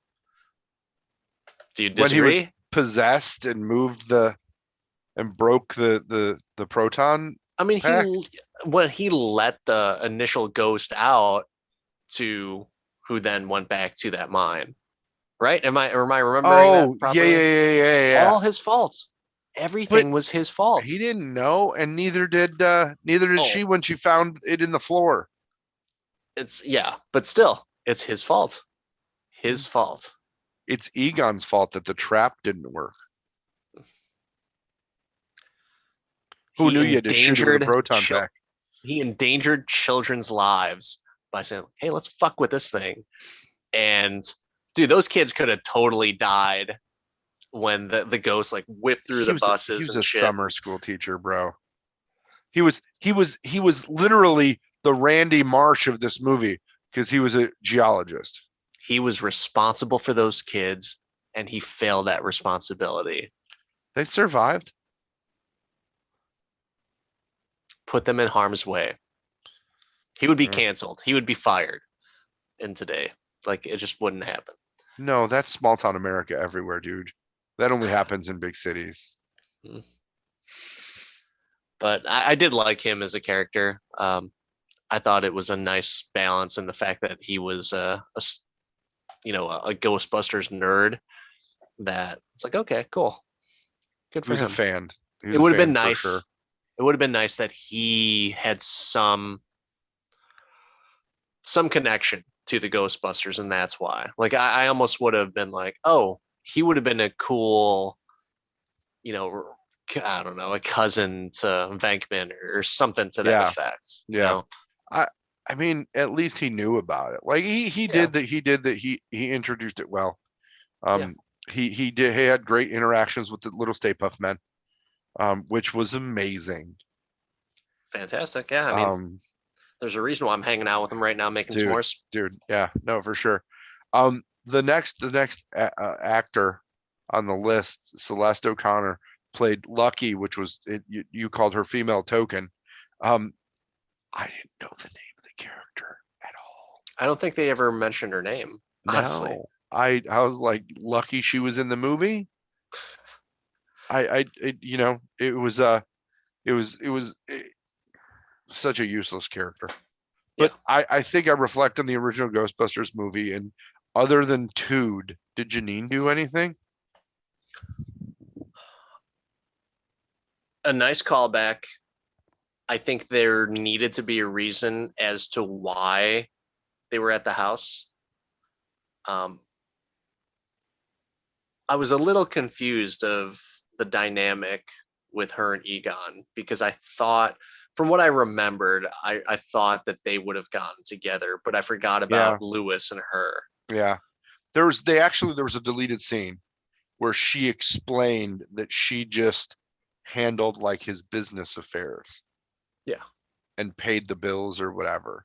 But I loved that they put all the originals into this. Oh yeah, it was great, including Harold.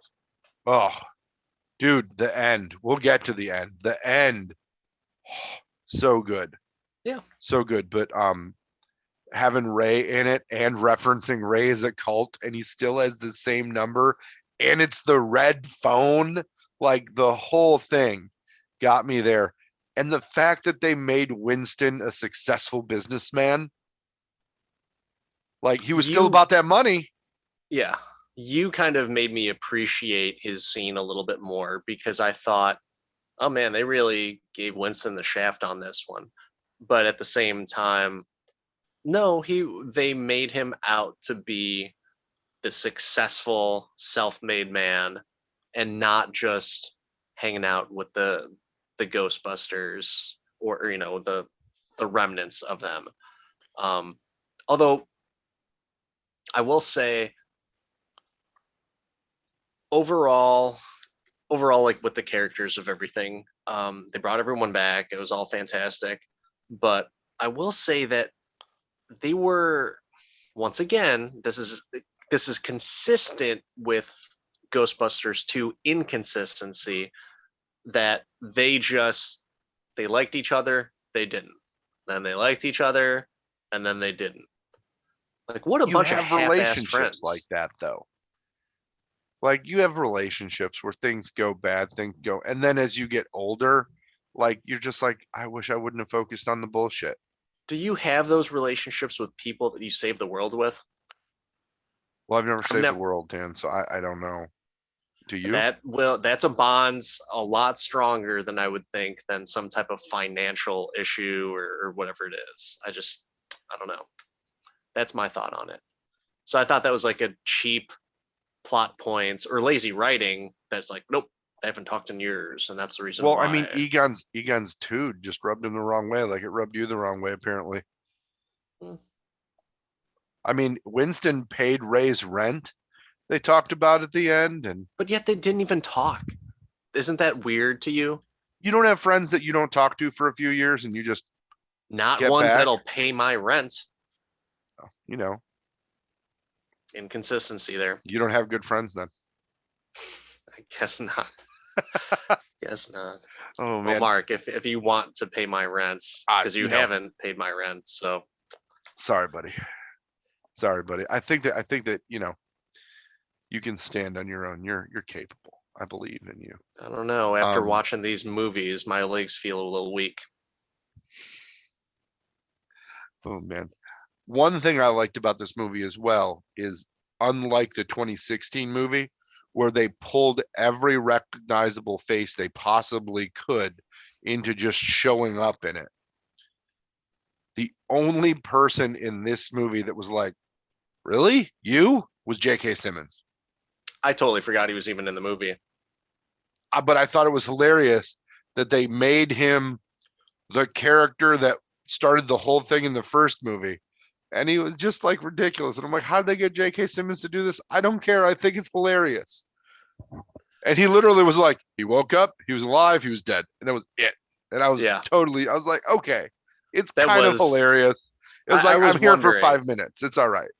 Like, yeah, like did he just owe Jason Reitman a favor?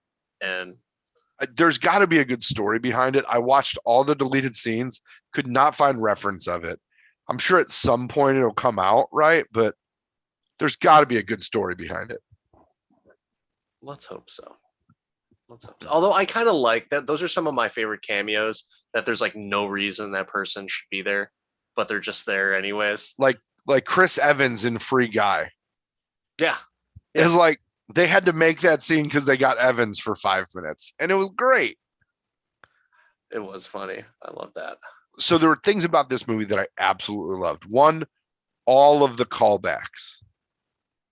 Literally the whole plot of the movie was a callback to the plot of the first movie. Now, we've talked about like in the Star Wars movies, in the sequels, that there was a lot of congruence between episode 7 and episode 4, between A New Hope and the Force Awakens.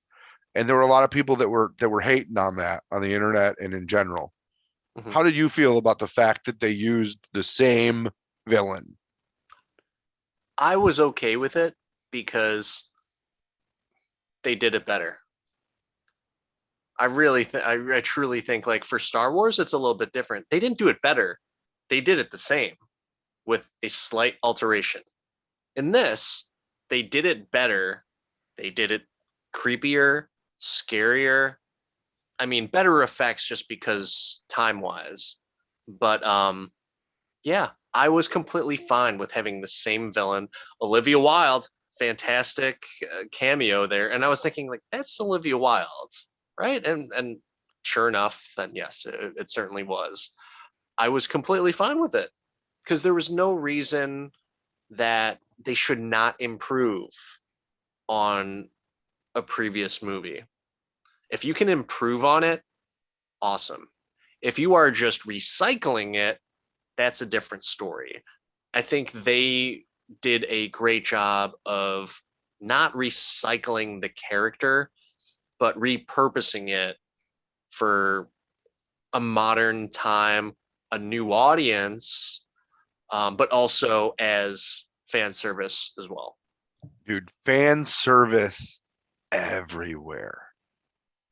Fan service everywhere. Every gadget from the first movie was present, even down to the PKE meter, which they didn't even say what it was in the first movie, really. Like everything, you're just like, I remember that from the first movie. Just for the record, though, they did call it a PKE meter in Ghostbusters 2016. You mean the spinning glow sticks? Yeah. Don't talk to me about that movie. It was so bad. First half was good. The whole movie of Afterlife was good. The fan service again is just got me for sure. There was the middle of the movie was a little soft for me, and I think that's because they decided to make some new ghosts before they brought in the old ghosts. They did end up using it as a plot device at some point, but you mentioned that they had Slimer in the first 2 Ghostbusters movies. They brought Slimer and Lady Slimer into 2016. Again, what the fuck? Again, with that stupid movie. But how did you feel about the non-Slimer ghost in this movie? And I was almost thinking that was Slimer. He just got old. That's what I was like, because there's similarities there. Like if Ghost could age more, then maybe that was Slimer. Um, I kind of wish I saw Slimer, but that's why I was thinking like, yeah, we didn't see Slimer at all there. Maybe that was Slimer, but I don't know. I'm okay with it because there's so much fan service, and the fact that the original actors were there, I'm cool with it. There was no pink dick in a bathtub. I'm cool with that. And there was no, well, overall forced girl power, you know, kind of like 20 Ghostbusters 2016 rehash type of thing.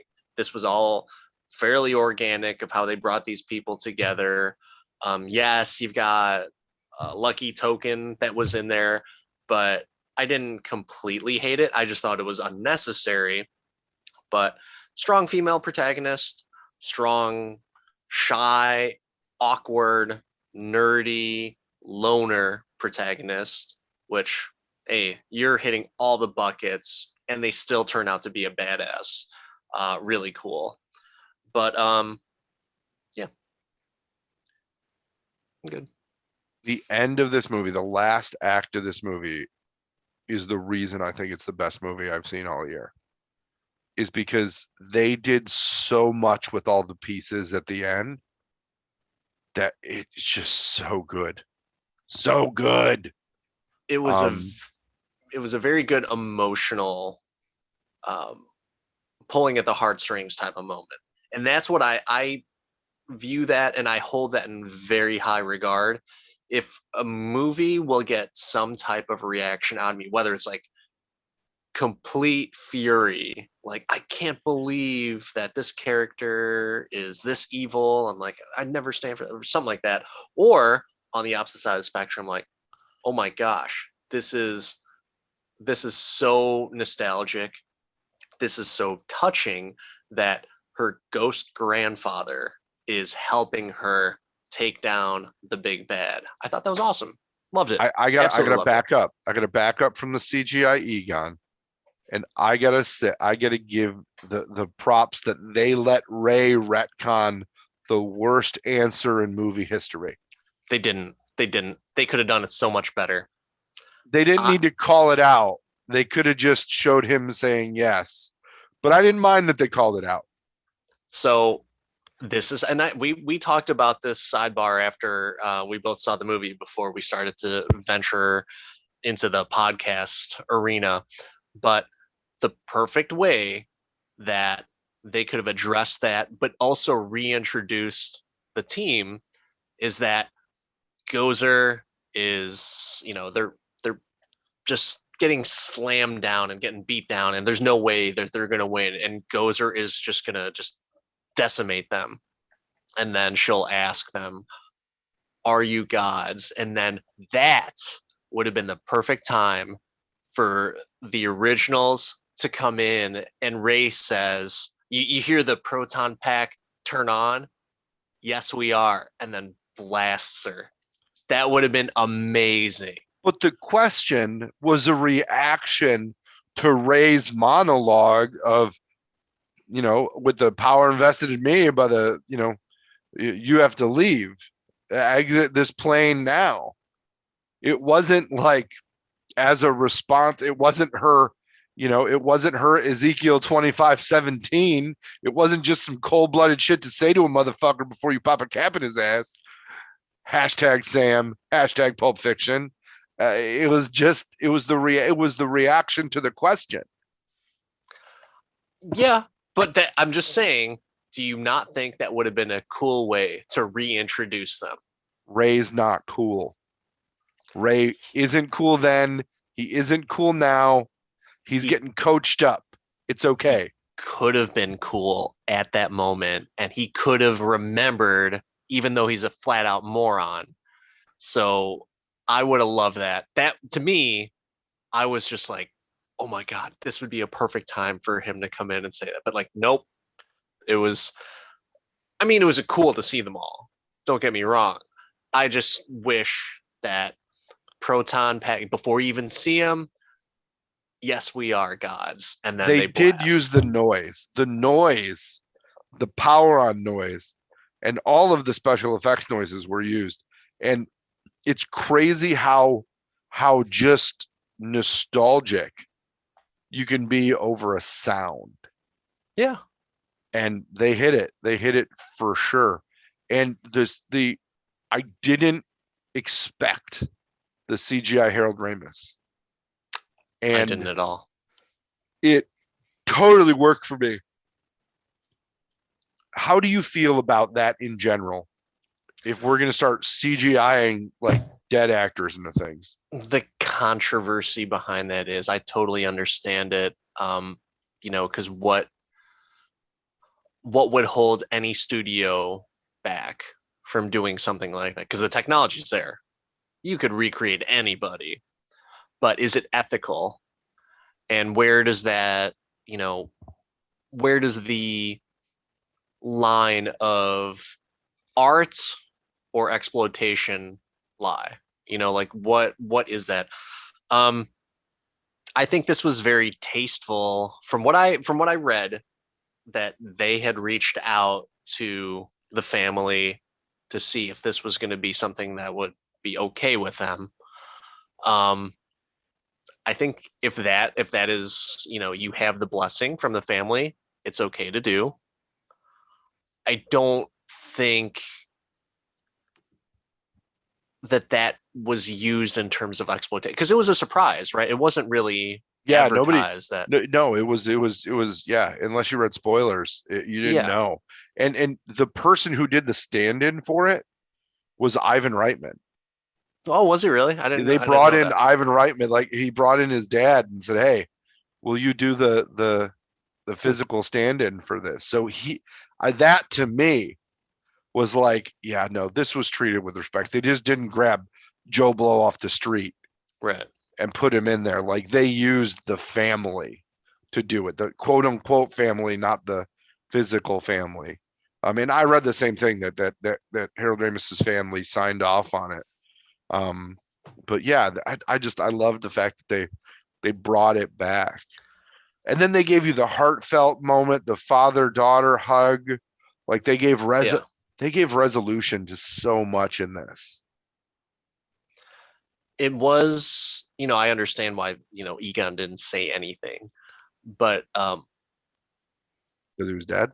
yeah, I mean, it would have been nice to even just like, use some stock, or something to that effect, I guess, without flat out saying it's okay. You know what I mean? Like without any type of words. Would you have been down for like a do re Egon? No, stupid, flat out stupid. Uh, this scientist all of a sudden has a sense of humor that, well, no, dumb, dumb idea, Mm, dumb idea in Ghostbusters 2. I mean, Bill Murray. For some reason I actually think that like Harold Ramis actually ad libbed that, and Bill Murray is like, what the fuck? That's what I could just picture. I just didn't. It's not my bag. Not my bag. it's one of my. I love that movie. So good, Hey man, so good. Um, I will not make fun of you for liking the movie, but I will much, just much. keep it in my notes and journal, and just be very cognizant and make fun of you occasionally. I wrote it in my journal. Mark made a funny joke. He said that Ghostbusters 2 was great. Mm. So you had good things to say about Ghostbusters. Um, we've all heard you on Ghostbusters 2. You've made excuses for the 2016 movie's opening. Overall, what kind of problems did you have with these? Anything that you ran up against in Afterlife similar to this, or was Afterlife smooth for you? Fairly smooth.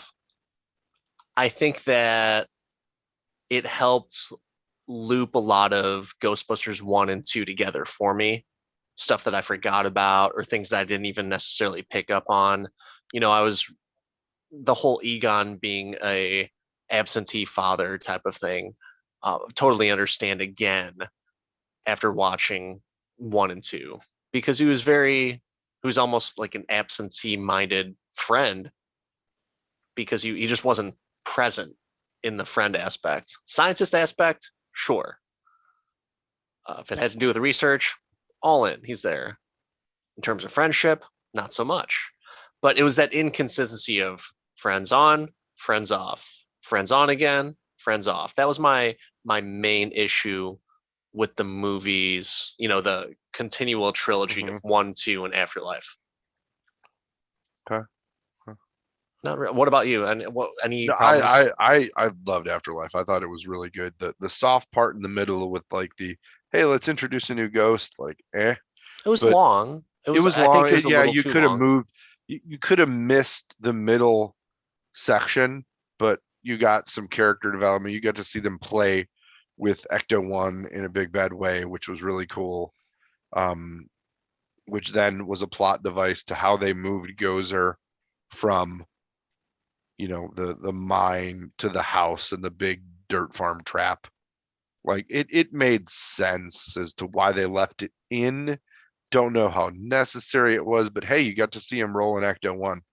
Um, the other parts of this that I loved was they continued the fan service through the the the post credit scenes.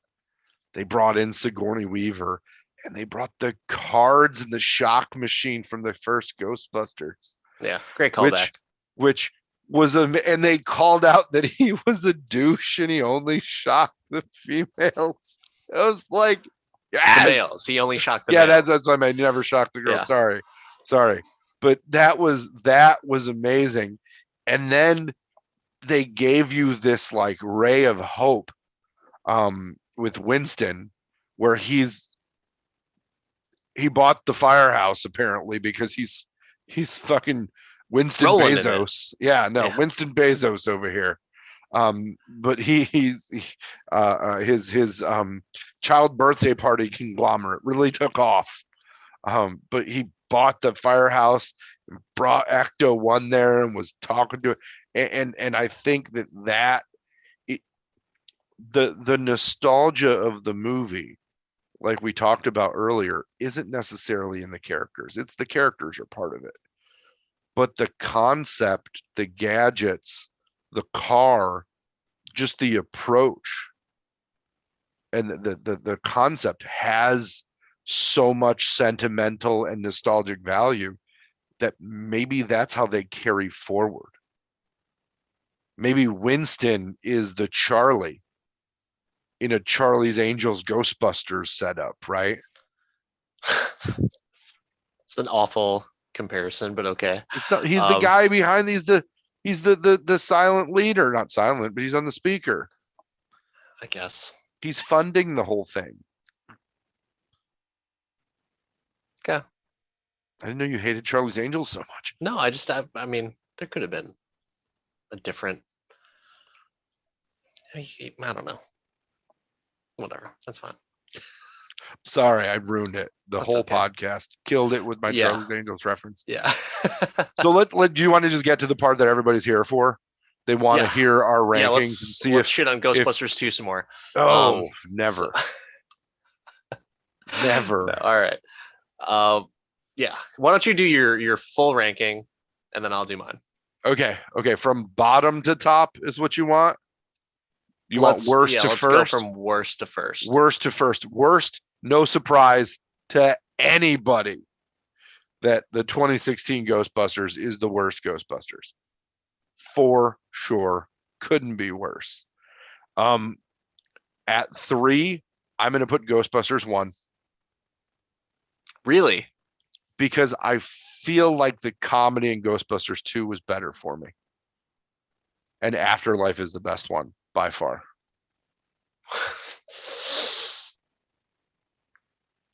All right. Okay. Whatever. What I don't know what to say to that. That steaming pile of dog shit. Wow. Ghostbusters 2 is number 4. Oh, you couldn't be more wrong.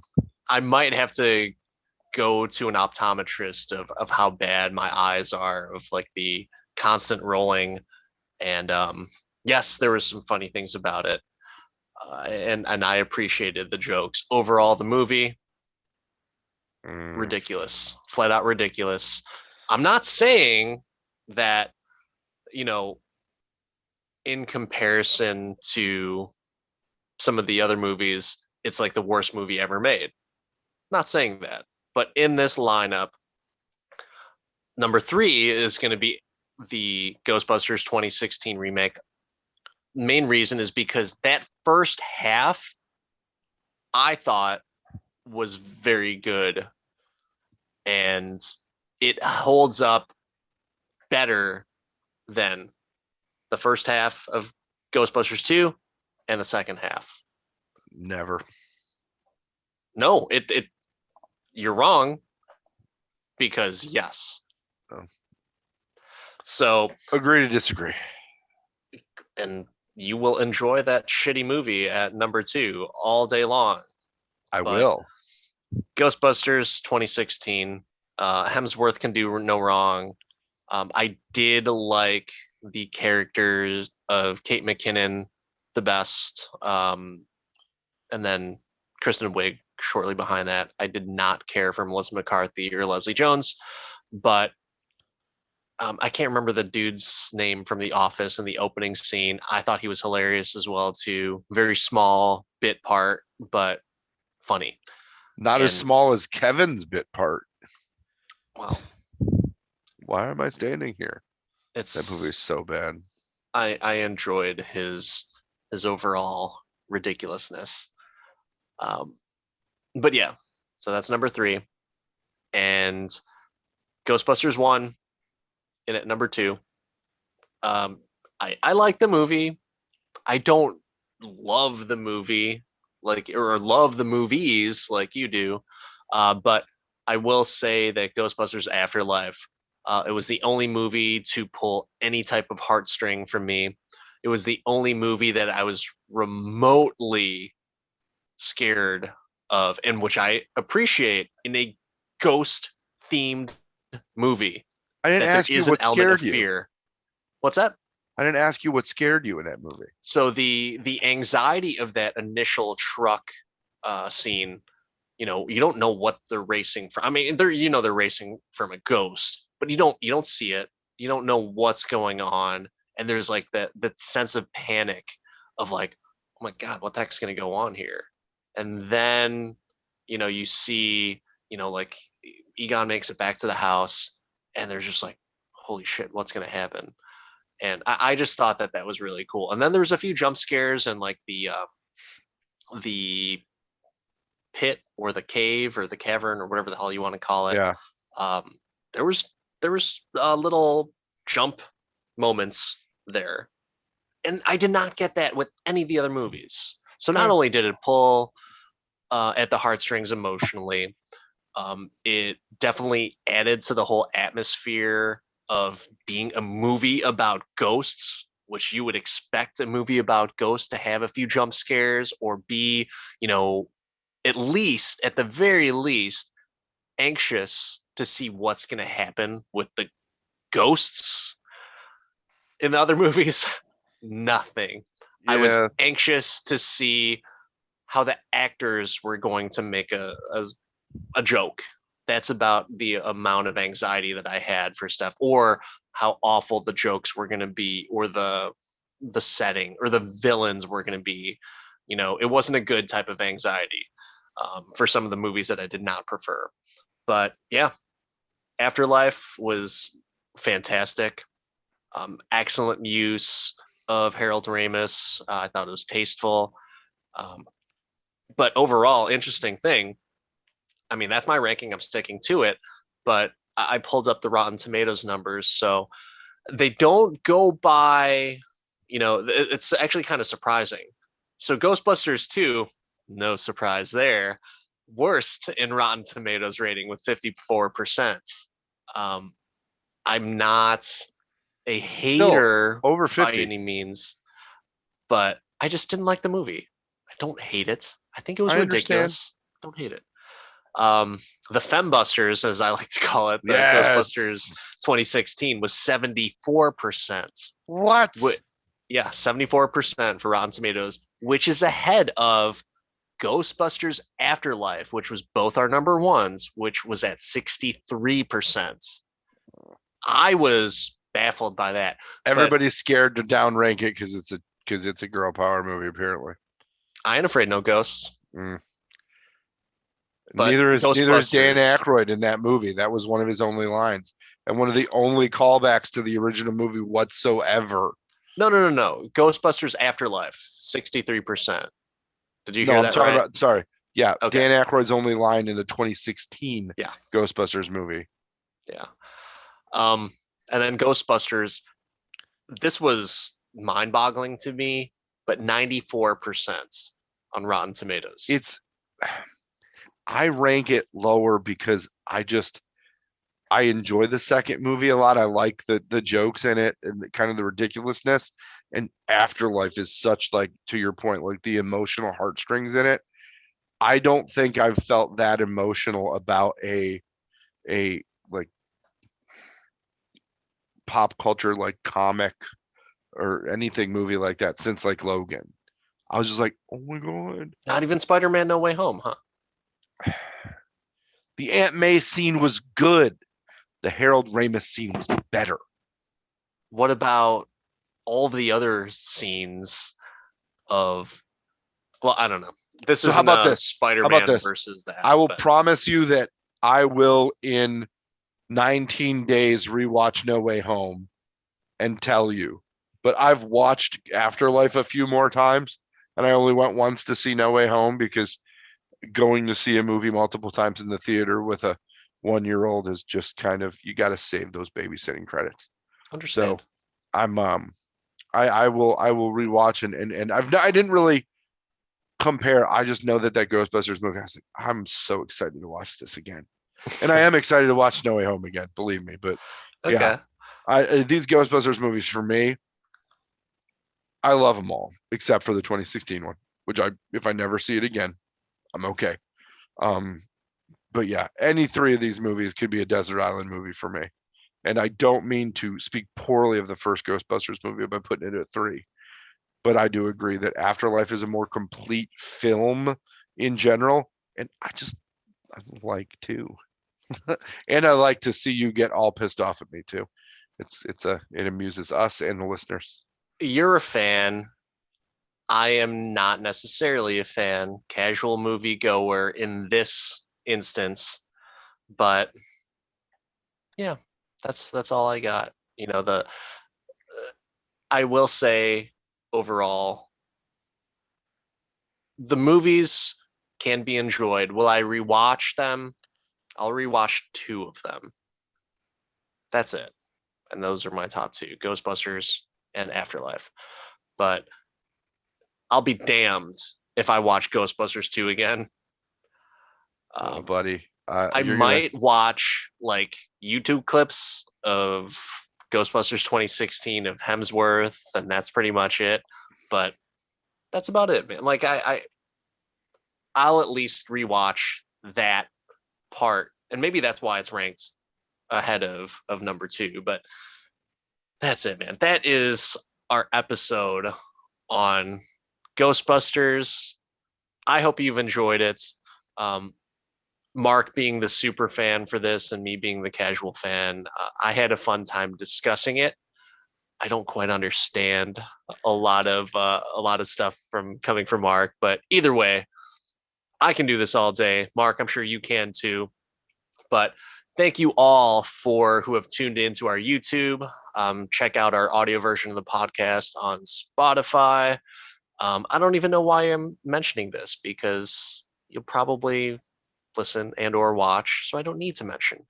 If everybody can comment, you can watch us on YouTube if you're listening on Spotify, or listen on Spotify if you're watching us on YouTube. If you'd rather, take us for a drive or listen to us as you venture out into the world, we're available on many formats. You can find us on Instagram at I Can Do This All Day Podcast. podcast. There you go. On Twitter, ICDT all day on Twitter. But come talk to us. We'd love to hear your thoughts on the episode. We'd love to hear future ideas of what you want to hear as well. We enjoy doing this, and we appreciate any and all support that you give us. So thank you very much, and we will see you next time. Till next time.